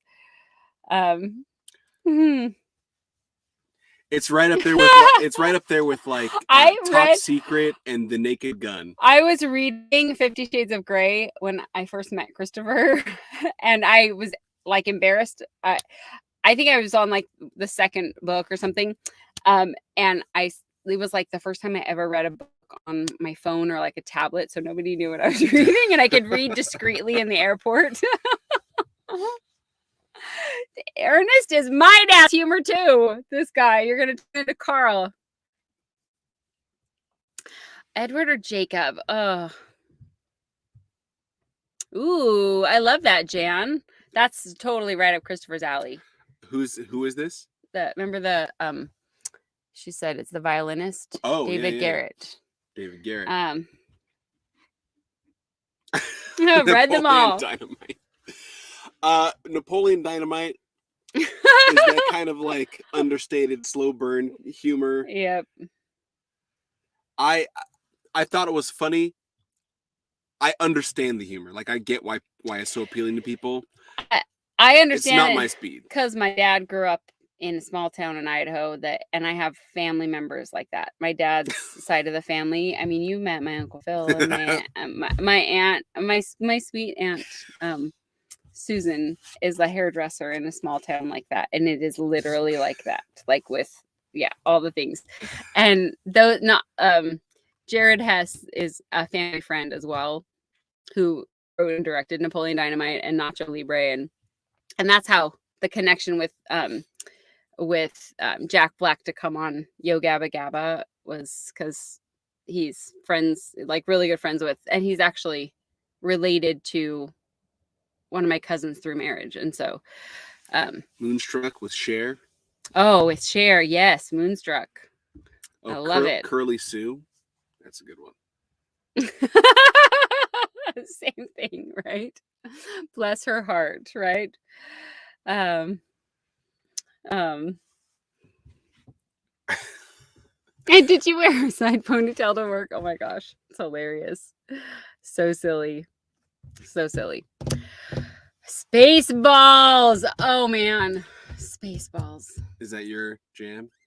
I would still laugh at Spaceballs today if What was we that watched movie? it. You know what? Julia made me watch So I Married an Axe Murderer. You guys. It was not funny at all. Yes, it's hilarious. No. And You guys. it also hasn't aged well. I'm sorry. What? You couldn't make that movie today. Well, it's like Seinfeld. None of the episodes in Seinfeld are relevant anymore because if you had a cell phone, it would all be solved. What by that I mean, You saw it in the theater 3 times. I love it. the type of humor I think that what's his face Mike Myers. Mike Myers was going for at the time was really like chauvinistic and kind of like just in that show, that movie alone. I think that carried across in a lot of his other projects as well. Yes. He definitely has a type. You need to get Xanadu for yourself. I've never seen Xanadu all the way through. I've only seen like the first 15 minutes. I couldn't stand it. Don't ever say that to me. Sorry. Hey, I'm glad you enjoy it. How can you stand up? The first 15 minutes is the worst part of the whole movie because Sonny is a horrible actor, and that's all it is. The first 15 minutes, you missed all the good stuff. Did I? Yes, he did. Right? Tell him. It's got redeeming qualities. Is that what you're saying? Yes. Are you kidding me? Xanadu is my when other girls were watching Grease growing up, I was watching Xanadu. Like, and maybe that's where my sense of like love for fashion came into play because the roller skates, windswept dresses and flowy hair, and then there's this one scene where they go into a costume shop to get ready for the opening night, and it just literally goes from costume to costume to costume. Like they change into all these genres of costumes, and then the finale, when there's literally 10 different types of music with costumes, they go from country tap dancing to like jazz and like Gene Kelly, Olivia Newton-John, so good. Yes, I love that one. That scene when they're in the ballroom dancing. Oh, it's so good. You guys, I love it.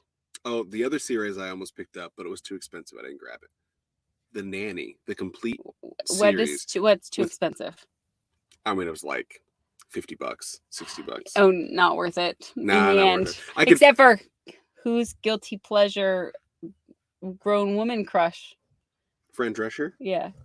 Fran Drescher was his crush. Well, actually, it wasn't. It was Fran Drescher, but it was also, I can't remember. Her name was Cece. In the character's name was Cece, and I don't know who the actress was, but she was in the fine.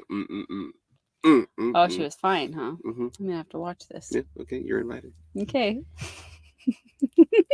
Well, but all my celebrity crushes are like Daryl Hannah, what's her face? Come on, Andie MacDowell. Oh, okay. Kate Blanchett. Jessica Rabbit. Mom, What is it? look. What is it?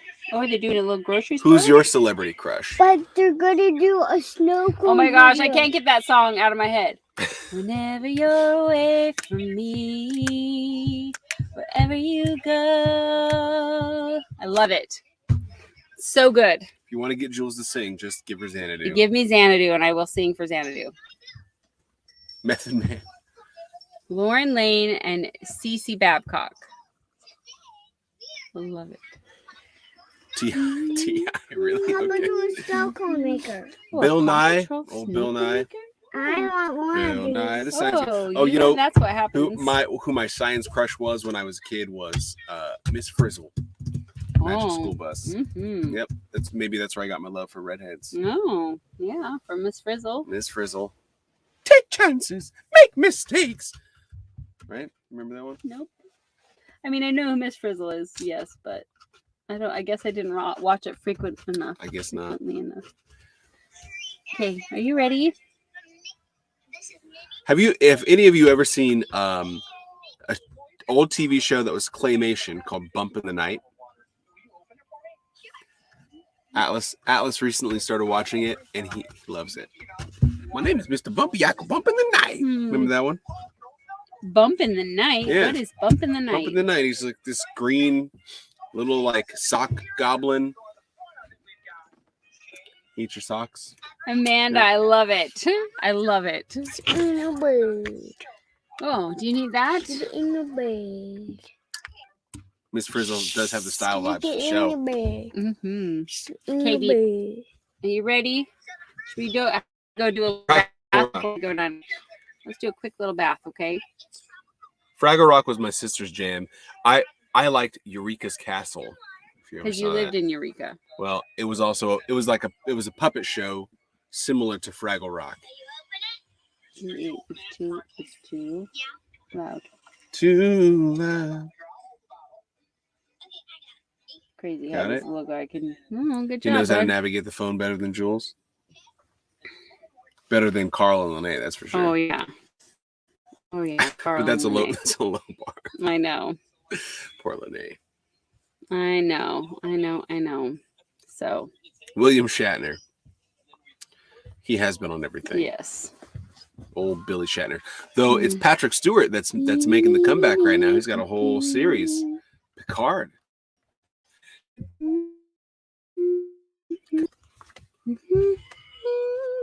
Okay, last question. Star Trek or Star Wars? Fight. Star Trek for me all day. I'm a If Trekkie. Drew's on here. Yep, it'll be worth it. Jan, did he? So I love went that to- show. I got to go to the Henson Creature Shop when I was working on Yogaba. The guys that I worked with were phenomenal, and they did the dinosaurs for that. And you walk in, and it's the craziest thing because the mechanics with their eyeballs are hanging on the wall, and then every season they'd make new foam to go over them. I will show him that scene. I'm sure I've sung that song to him multiple times because it just comes into my head if I'm, yeah. You're invited Yeah, to sing it's good. anytime you wish. Okay. Well, I'll just show you the scene. No, I would like for you to sing. Mm-mm. It's a little too high for my range. But anyways, it's so cool. It was so cool to walk in there and you can tell which This is character is accurate. which Oh, yeah. by their eyeballs. No, not episode 1. Blech. It's the worst one. Easy. The OG Star Wars, Yeah. yes. Well, Christopher has been getting into The Mandalorian and the Book of Boba Fett. I watched randomly because it happened to be on episode 5 of the Book of Boba Fett. And it was really good. we were staying at my sister Sarah's house and we made the bed up. We were ready to climb. I'm climbing bed and I'm like, where did he go? And I texted him and then I dozed off and he never came to bed for 2 hours because he got caught up watching Boba Fett with my nephew Heinrich. It's true. Chris Pine is super fine. Uh, Don't spoiler alert, don't tell me.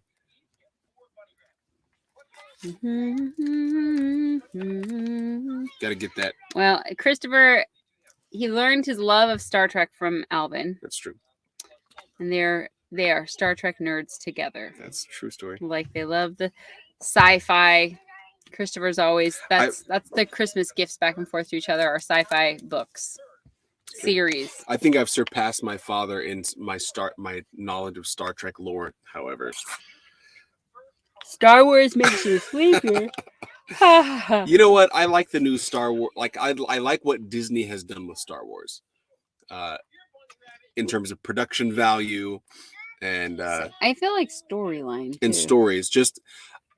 The thing is, I know that the Star Wars universe is much more vast than the stories that we've known about so far that have been told, and so I'm glad to see them exploring other characters and other storylines and stuff like that, because I'm tired of Luke Skywalker and Darth Vader. Well, that's I think why you like Star Trek Because it's really diverse and everyone is about some other different planet, people, it's true. beings. Right. I don't That's know. my ADD. I can't stay like keep up with it all. You're not invested. I'm not. I am. I have about like that much invested into Star Trek. About as much. Would you rather watch Star Trek or would you rather watch football? Probably Star Trek. Okay, then you win. We're still winning. Do me. I like Star Trek Discovery. I saw the first 2 seasons. I haven't seen the 3rd season yet, but I liked it so far. I have criticisms, of course, but mostly pretty solid Star Trek. Yeah, you read books instead. She's like, no thanks, no Star Trek for me. Star Trek was often on in the background. He tried to get me to watch because of what's the Orange?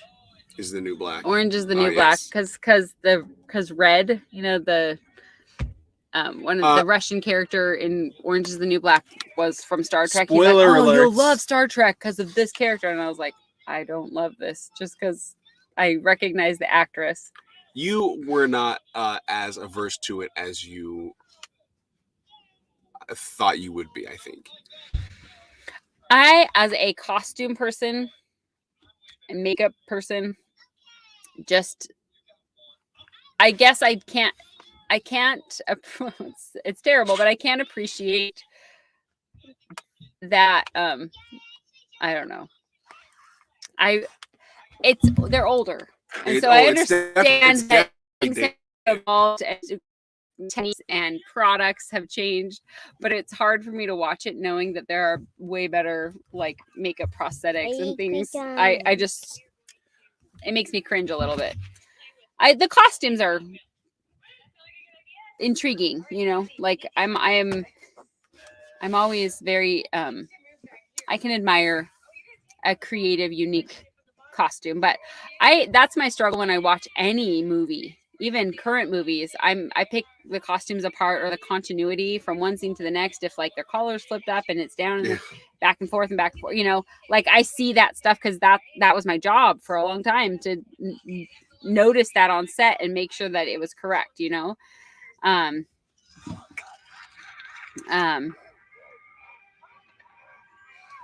Oh, that was pretty loud. And it's right by the microphone. Beep. We'll jump off here pretty soon. Okay. I think it's past your bedtime anyway. Yeah. No, it's not. It's 7:30. Oh, that's not necessarily his bedtime. Well, that's what I like to say that is his bedtime because then we start moving that direction. Jan said she's met Darth Maul before. Oh yeah? I don't know who the actor is. Ray Park. Oh, cool. He's a martial artist. That's awesome. I watched the first season of Orange is the New Black, and I haven't watched any more than that. I did that. Hey, Augmentino. Oh, wonderful. Veronica. That's what I need to do in the morning. I will go live tomorrow morning and read. I know we didn't go live enough with scroll number 4. Agreed. So maybe you need to read 4 and then transition. Tomorrow morning I will read 4 and 5. We are moving on to scroll number 5. Or perhaps today. I should read 4 and have Veronica read number 5. Oh, yes. There you go. A guest visit. I would love it. We can split screen. Now look what you gotten yourself into. Oh, it's so good. It really is. Like, we just appreciate the principles you're learning. Finish a series on my bucket list. I'm going to stay awake and read each one. Oh, finishing a series is on your bucket list. She said she never finished a series before. You got to start with a short series. What's a good 6-episode commitment?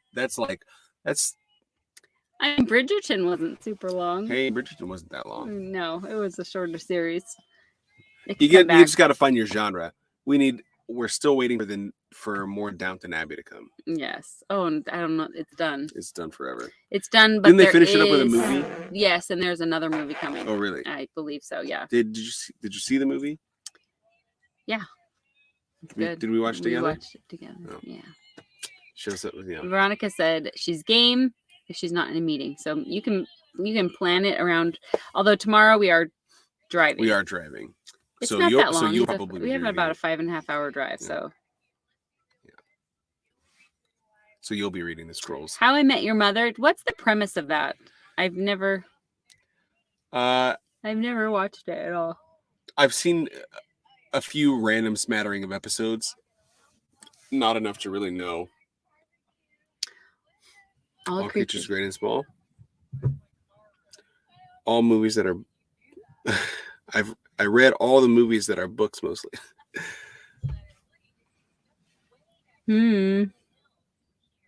Oh, it's about a group of friends in New York. Okay, kind of like Friends. Kind of like Friends. Oh, you know what was one of my favorites growing up was Gulliver's Travels. They did like a, when they used to do this television special, it'd be like a 3-night special where it'd be like a 2-hour long chunk of the story, and they do it 3 nights in a row. There was one Gulliver's Travels with Ted Danson. Oh yeah, I remember that one. Yeah, I love British shows like BBC. I'm down for BBC for sure. My family loved Downton Abbey, and so they all got into Poldark. Did anybody else watch that? I feel like it was really slow moving, and I had a hard time getting into it in the beginning. But we got pretty deep into it, and I think you carried it further than I did. Yeah, it's good. Friends was on TV the other day in the hotel room, and it was fun to watch some of those. Yeah, it was funny. I know some of you just basically let me know. Was it Jen? Jen told me, "Do you realize that the cast of Friends are the same age as her children? They're like 20. I think Mason's 24. Oh, yeah. And they're like in their early 20s, and I'm like, Dexter. Oh man. Oh, I rewatched all of Dexter to lead up to Dexter New Blood. Shetland. And okay. I watched, I think 3 or 4 episodes of the newest Dexter series, but now they're already on season 2, I think, in production. Ooh, so I still gotta catch up. We'll have to check out All Creatures Great and Small, BBC. Okay, British. I love it. And then Shetland. Oh, what was Dirty John, the podcast? And then they made a show. And I can't remember. Did we finish that? Yeah, we watched the movie Dirty John. Yeah, the series. The series, yeah. Yeah, that was good. And then Serial, also another podcast. So that's good. Glee, yes. We performed. We took Yo Gabba Gabba was invited to perform at the White House for the Easter egg. The Easter egg. They call it the Easter roll or something, Easter egg toss or something. And Glee was the other, like Yo Gabba and Glee were the 2 big like performers. There was a bunch of Olympiads there as well. And we had to, we had to have extensive background checks to be able to go there the day before for us to be able to do a sound check. And the actual event was not on Easter Sunday. It was on Monday. So we were there on Easter Sunday for the rehearsal, and the whole cast of Glee was there with us. And then our performers not in costumes. And the first family, you could see them having their Easter Sunday out on the balcony because we were in the lawn of the White House. Yeah. So it was really cool.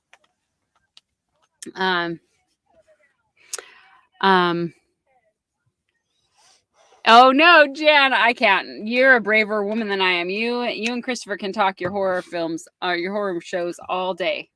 That is too scary for me. Ghost Hunters doesn't get me. It's all, to me, it's just all too staged. I did really like The Haunting of Bly Manor and The Haunting of Hill House. Both super solid. And then movie-wise, horror movie, Insidious, one of my favorites. Nah. Get down. Nah. Yeah, we should watch that right now. Nah. Before bed. Nope. Cannot do it. That's the one thing he would change about me. Yes, you would love horror and sci-fi. I don't not like sci-fi. That's true.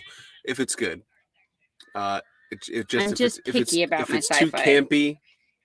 It's funny because you're down with campiness, but not when it comes to sci-fi. Like Xanadu, it's real campy. It wasn't intended to be campy. That's exactly why it's campy. At least Okay. Star Trek was self-aware. Hey, it was the times, and I don't knock it until you've actually watched it. Okay. All right. Yes, Veronica, I can't do. I'm too much of an empath. Like it is real to me. Like as much as I tell myself it's just a movie and it's just fake, it's real to me. Like just the context of it, and I find myself if we watch anything slightly disturbing, I find myself like I don't know. It just Dwelling on it. Yeah, it just sticks in my head, and I can't. It puts me in a funk. So. We still. Ooh, Whitechapel BBC show follows modern day Jack the Ripper crimes. That might be Still waiting for the show about Cafe Maldener. Oh. Remember when we sat there? Oh, we were in Germany and we sat at Cafe Maldener, and this really cute 1930s tea house. And just watching the staff walking back and forth. I feel like we were watching. We were watching Downton Abbey at the time, and so we were like creating backstories for all the wait staff and everything. It was great. I wrote a lot of it down actually.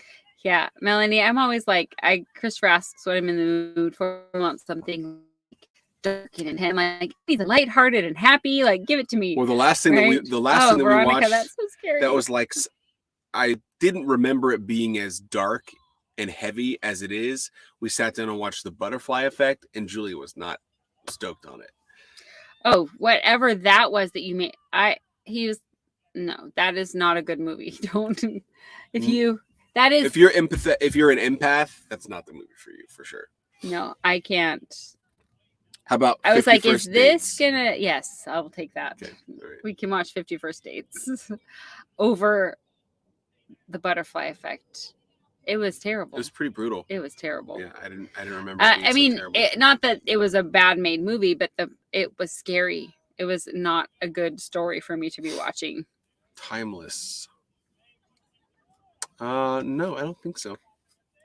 Man, Veronica, I cannot even imagine what you experienced. She grew up on a house built over a cemetery. It's the way to do it. Why did anybody build a house on a cemetery? Every house would be built on a cemetery. I don't ever want to live in a house you build then. Don't ever. Well, like we'll go to the Great Wall of China, and there's bodies inside the wall that they used as building material. You didn't know that? No, I did not know that. Didn't teach you that in school, did you? Oh, Melanie, you haven't seen Encanto? Or have you not seen it for a specific reason, or just haven't gotten around to it? I just watched it for the first time the other day. These two have seen it like 2 or 3 times. Oh my gosh. Jan, I cannot even imagine that. We don't talk about Bruno. That's a little pun. It's really good. Oh man, come on. It'd be great to have a ghost in the house. As long as they're not like tearing stuff up, making dishes fly across the room, and that's just a hassle. At that point, it's like, who are you gonna call? Oh my gosh. See, this guy knows. Ghostbusters. I know we need the Ghostbusters, huh? Man. Oh, it's scary. Yeah. Girl, get you some Disney Oh, Plus. wait. She says what? I didn't see Jan's comment. Read Jan's comment out loud. When we lived in East Texas, the local funeral home was basically in our backyard. Blue tarps covering bodies still freak me out. Yeah. Not ideal. No.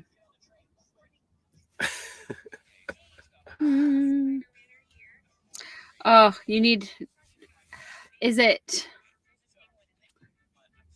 is that what we watched it at Sarah's house on Disney Plus? We rented it. Boba Fett. Oh, No, Encanto. Encanto. Yes, Yeah. on Disney Plus.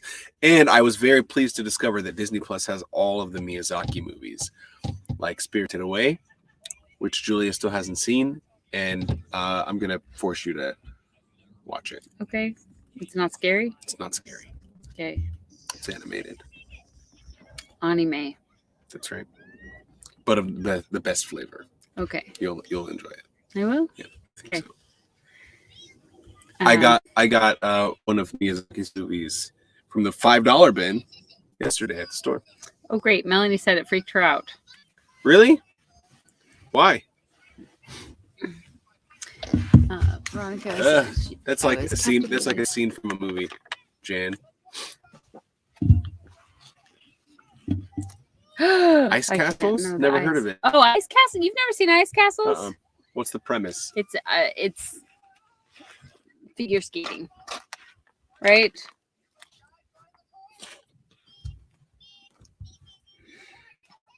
See, Amanda knows what I'm talking Yeah. about. The Miyazaki films are great.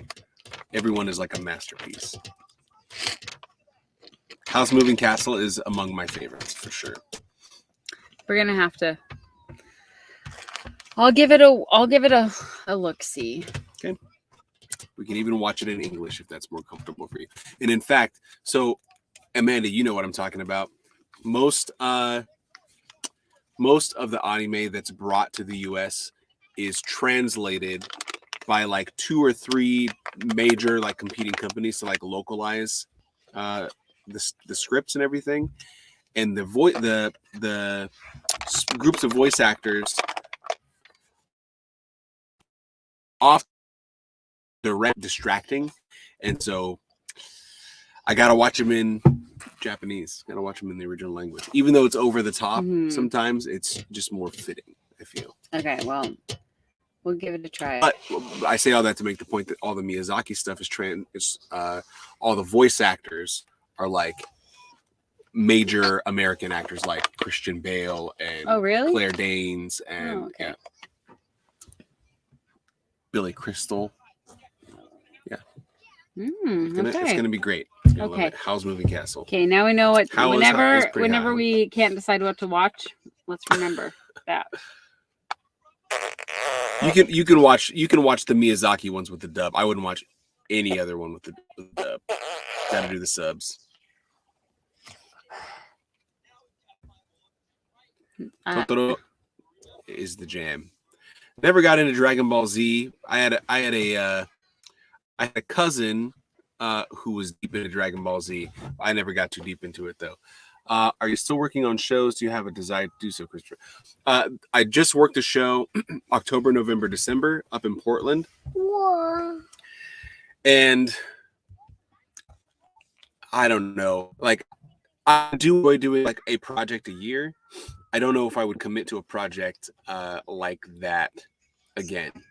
I like the structure of being on set, like shooting like a movie. I think I would be more inclined to shoot more film than TV in the future, just because they both demand your time for 12-hour days is kind of the norm, and oftentimes that stretches to 14 or 16-hour days, depending on the locations and how long you have the locations and how expensive locations are and things like that.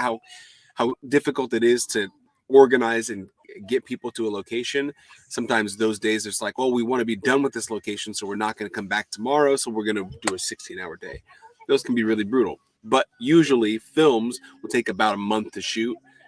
A TV show might take, like the last one took 3 months. So I think I'd be more inclined to do film work over television work in the future. But I haven't heard. I need to. What's the Peacock series with Renee Zellweger? Have you heard of it? It's real windy. The Thing About Pam. Do you feel the whole? Yeah, the wind shaking. is like blowing. Yeah, no, I don't know that. The Thing About Pam. I did see one come up. What's her face in the?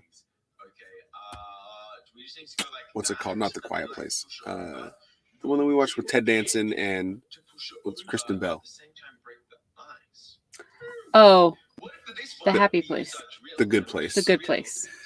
The Good Place. Oh, Kristen Bell has a new TV show that just came out on Netflix, and I haven't watched it yet. That looks funny.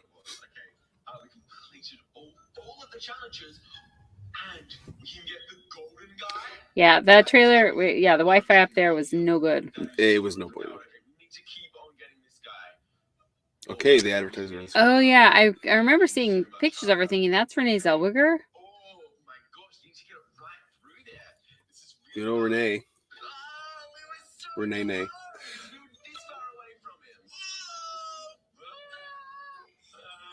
Is the transformation for the character for Renee Zellweger, or is it just in general? Because I remember hearing that she looked not like herself, but I didn't know if it was for a role or if she was changed. Oh, if I ever land a Hallmark movie, take it. Okay.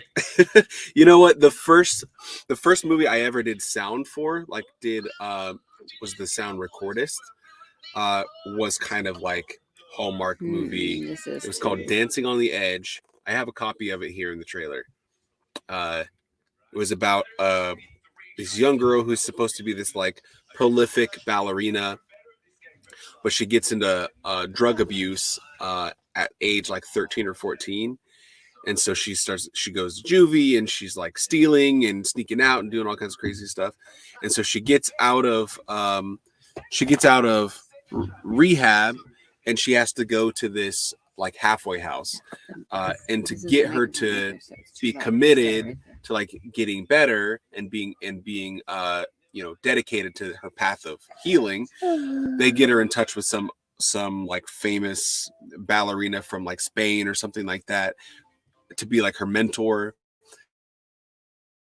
And my name's in that movie as well. I have like 4 scenes in that movie, supporting actor. So there you go. And to be honest, I don't know if I've ever seen it all the way through. Dancing on the Edge. Mm-hmm.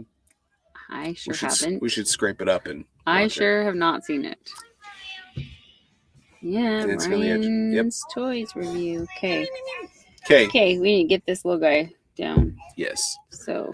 The woman. That's the one. The woman in the house across the street from the girl in the window.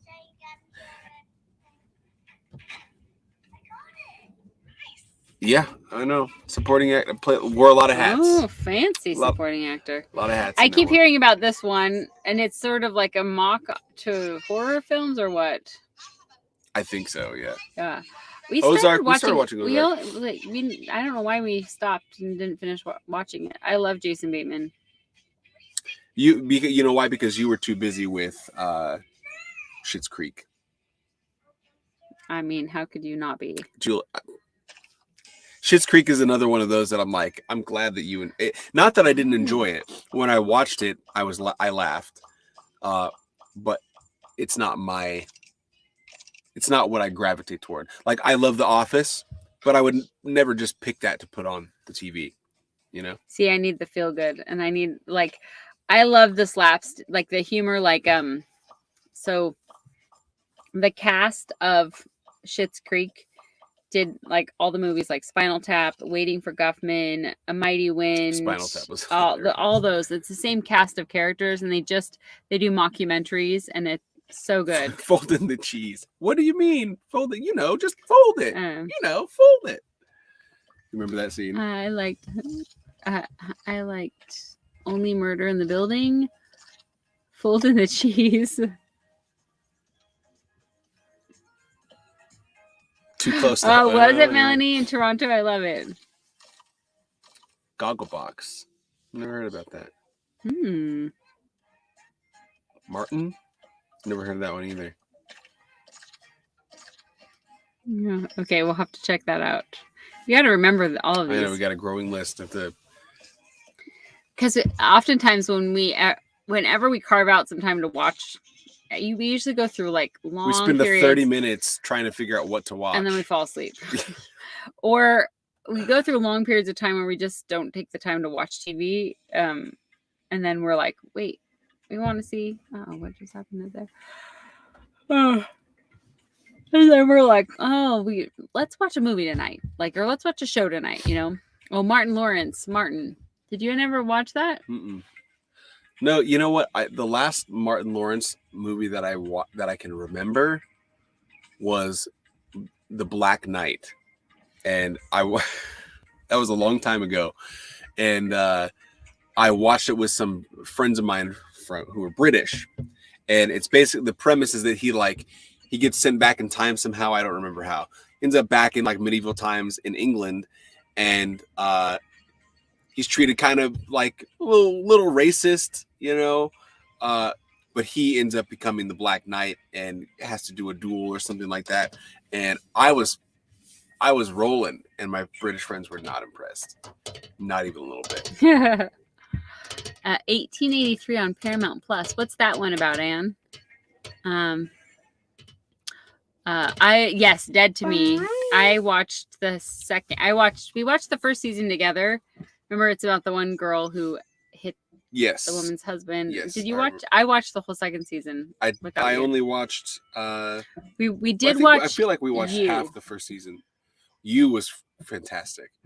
That one is like Annie. That one is a little bit too gory for me, like borderline. It shows a little too much. Like I have to cover my eyes sometimes for that.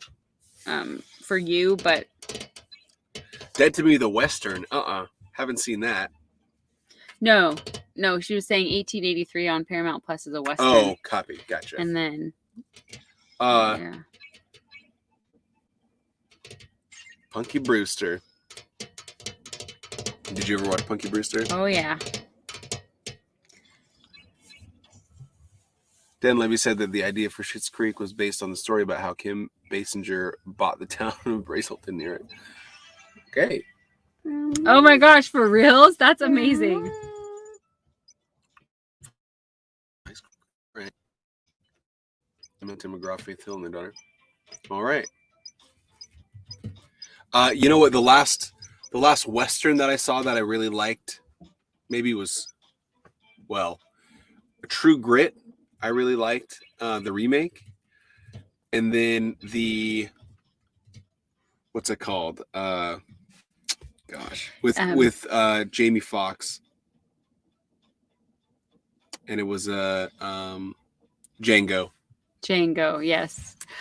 We did watch You, and we have a Roku like our actual TV is a Roku TV, so we can get all the things. We also have an Apple TV. ER. Yeah, ER was kind of ill-timed, right? It did come on right around dinner time. Yeah. It is True Grit based. That's funny. And then, and we've watched You. Yep. What was the other show that the telenovela. Oh, Jane the Virgin. Jane the Virgin. So good. Oh, man. Such a good show. That was like a really good, lighthearted...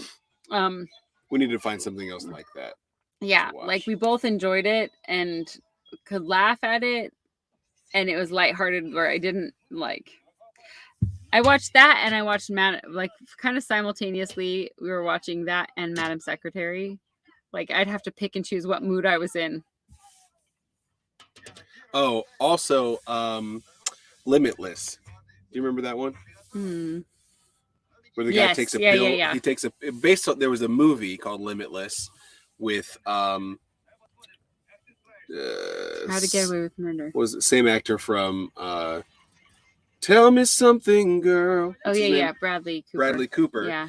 And he takes this pill that makes him super smart for like 12 hours or something like that. Like genius level. Yeah, and he can problem solve anything. Yeah. And then they made a TV show about it. And it was great. It was funny. Reminded me of Neil Caffrey. Yes. White Collar. Yep. Good one. White Collar's real good. And the darker version of White Collar was The Blacklist. Yeah. White Collar and Blacklist Blacklist is a little more gory and darker than White Collar. Lots of killing. Lots of guns and stuff. White Collar is intriguing. Like it's white collar crime, you know. White Collar always made me think of like the heist and Ocean's 11. Ocean's 11 or like National Treasure. Yeah. You know. Yeah, it's good. I wish they would make like a Da Vinci Code series something in that In that vein. sort you of, know? yeah. I really like those movies and those books. Blacklist, yeah. Yeah. And then I really liked The Americans. With Carrie Russell. Yeah, I didn't watch as much of that with you as I wanted to. Midnight Mass. I Quantico. love it. Quantico was great. Yeah, Quantico was. This is the good. podcast, just movie chat. There you go, movie chat. Midnight Mass, isn't that with Johnny Depp? I think. Oh, we love Downton Abbey for sure. No, you know what? I'm thinking of something else. Midnight Mass. I feel like I maybe put Midnight Mass in my queue, and I haven't pulled the trigger on watching it yet. Downton Abbey was our jam for sure. Bridgerton. And Bridgerton. What other shows set What in did that we era? watch just recently about the woman who stages herself as a man? And Oh yeah. What was that called? Mr. Norris with Yeah, Glenn Close. Where did we watch that? I bought that. We got it on DVD. Oh, he bought the DVD and we watched it the other night. Glenn Close plays. It's like the Victorian era, and she plays a man. She stages herself as a man because she's like one of the head butlers, I think, at this estate, and she's worked for them for years, and everybody loves her, and she's him, and it's great. And you find out that he's a woman, and it's great. It's wonderful. Yeah. Good one. Do you know Glenn Close was also in Hook? She was one of the pirates. She's the pirate that goes in the boo box. You remember that? Oh, I had no idea. Yeah. Yep. I did not know. Little known fact. Well, it's because when we travel, like now we're teasing up to the Wi-Fi here, or we haven't done it. So we always have DVDs. Like we just buy the cheap $5 or $3 DVDs, so we have something for Atlas, or for us to watch if we don't have connection, or if the campground doesn't have cable. Some of the campgrounds, like they still have an actual cable you can hook up. So not the boo box. So, Kate, can you say goodnight to everybody? Night. Okay, Someone here does not say belong. good night. We're gonna go night. Here, let's turn this off and wave to everybody. Okay, we're gonna pause. Say good night, friends. You didn't. You didn't. Oh, you look didn't even answer sleepy, any drowsy. questions. Somebody's yawning over here. I can feel him. You didn't answer any questions. Who has last question for Atlas? Who has a question for Mr. Who has a D? question for B? I got a question for you. Well, there's something strange in your neighborhood. No. Who you gonna did call? That one. We already did that one. Who you gonna call? We already do that. Did that one. Oh, okay. We already So did you want a that different question then? Yeah. Guess what? one. What? Chicken What's butt? your favorite? Auntie Jam said, "What's your favorite science Ah. experiment?" What's your favorite science experiment to do? Rocket? What is it? A rocket or is No, it's Cookie Mentos. Poke it? Mentos. Coke and Mentos is his ultimate favorite. But if you get a lot of Cookie Mentos, Uh-huh. then you pour it into a big giant bottle, it will explode so high. You Yeah. will? Okay. Okay. What's your favorite dinosaur? T-Rex. T-Rex? Why? Oh. Because like when T-Rex goes by, when there's meat on the ground, he spits the meat out. Oh. And then Spits the meat out or What? chews it up.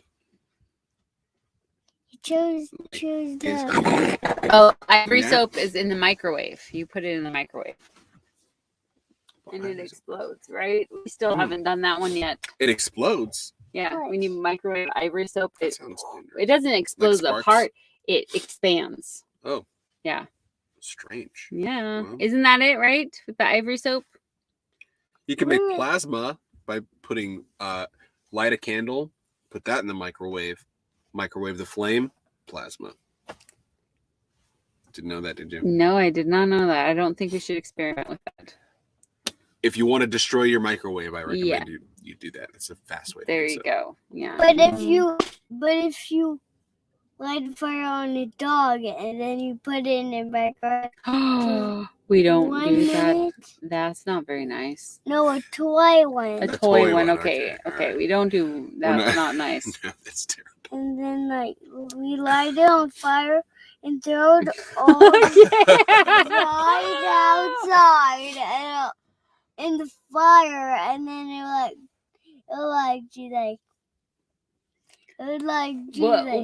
We'll go live and do the ivory soap experiment first. up in the air. Just explode. Oh, Jan, do you know from experience? Yeah, explode. I love that. Yeah. I love that we both went, oh, and he clarified, no, a toy dog, Mom, a toy dog. He knew. We don't be mean to animals. No. Huh? We love animals. We saw some kitty cats today. Didn't you see a snuggly kitty cat today? It was so sad. It was so soft. It was very fluffy. Yikes. Oh no! What? Doritos in the You microwave. use start a fire. Doritos to start fires, like in a campfire? Yeah, that makes What sense. Doritos? Really? I've never done it, but It's What got is oil it? in In a it. It's got pinch. corn. in a pinch. Good to know. Okay. Wait.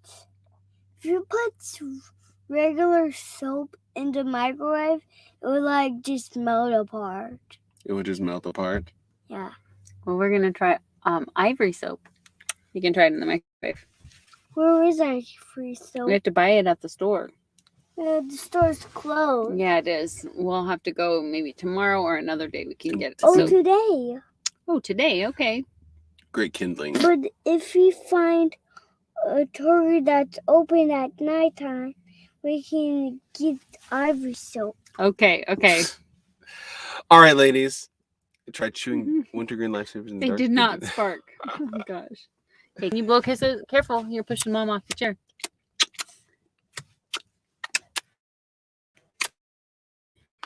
Hey, lady. Thanks for hanging with. Kindling. Mhm. Pew. Okay, we will see y'all. Daddy. Next time. Mommy. Thanks for hanging out. Hey, Bye. Mommy. Bye. all.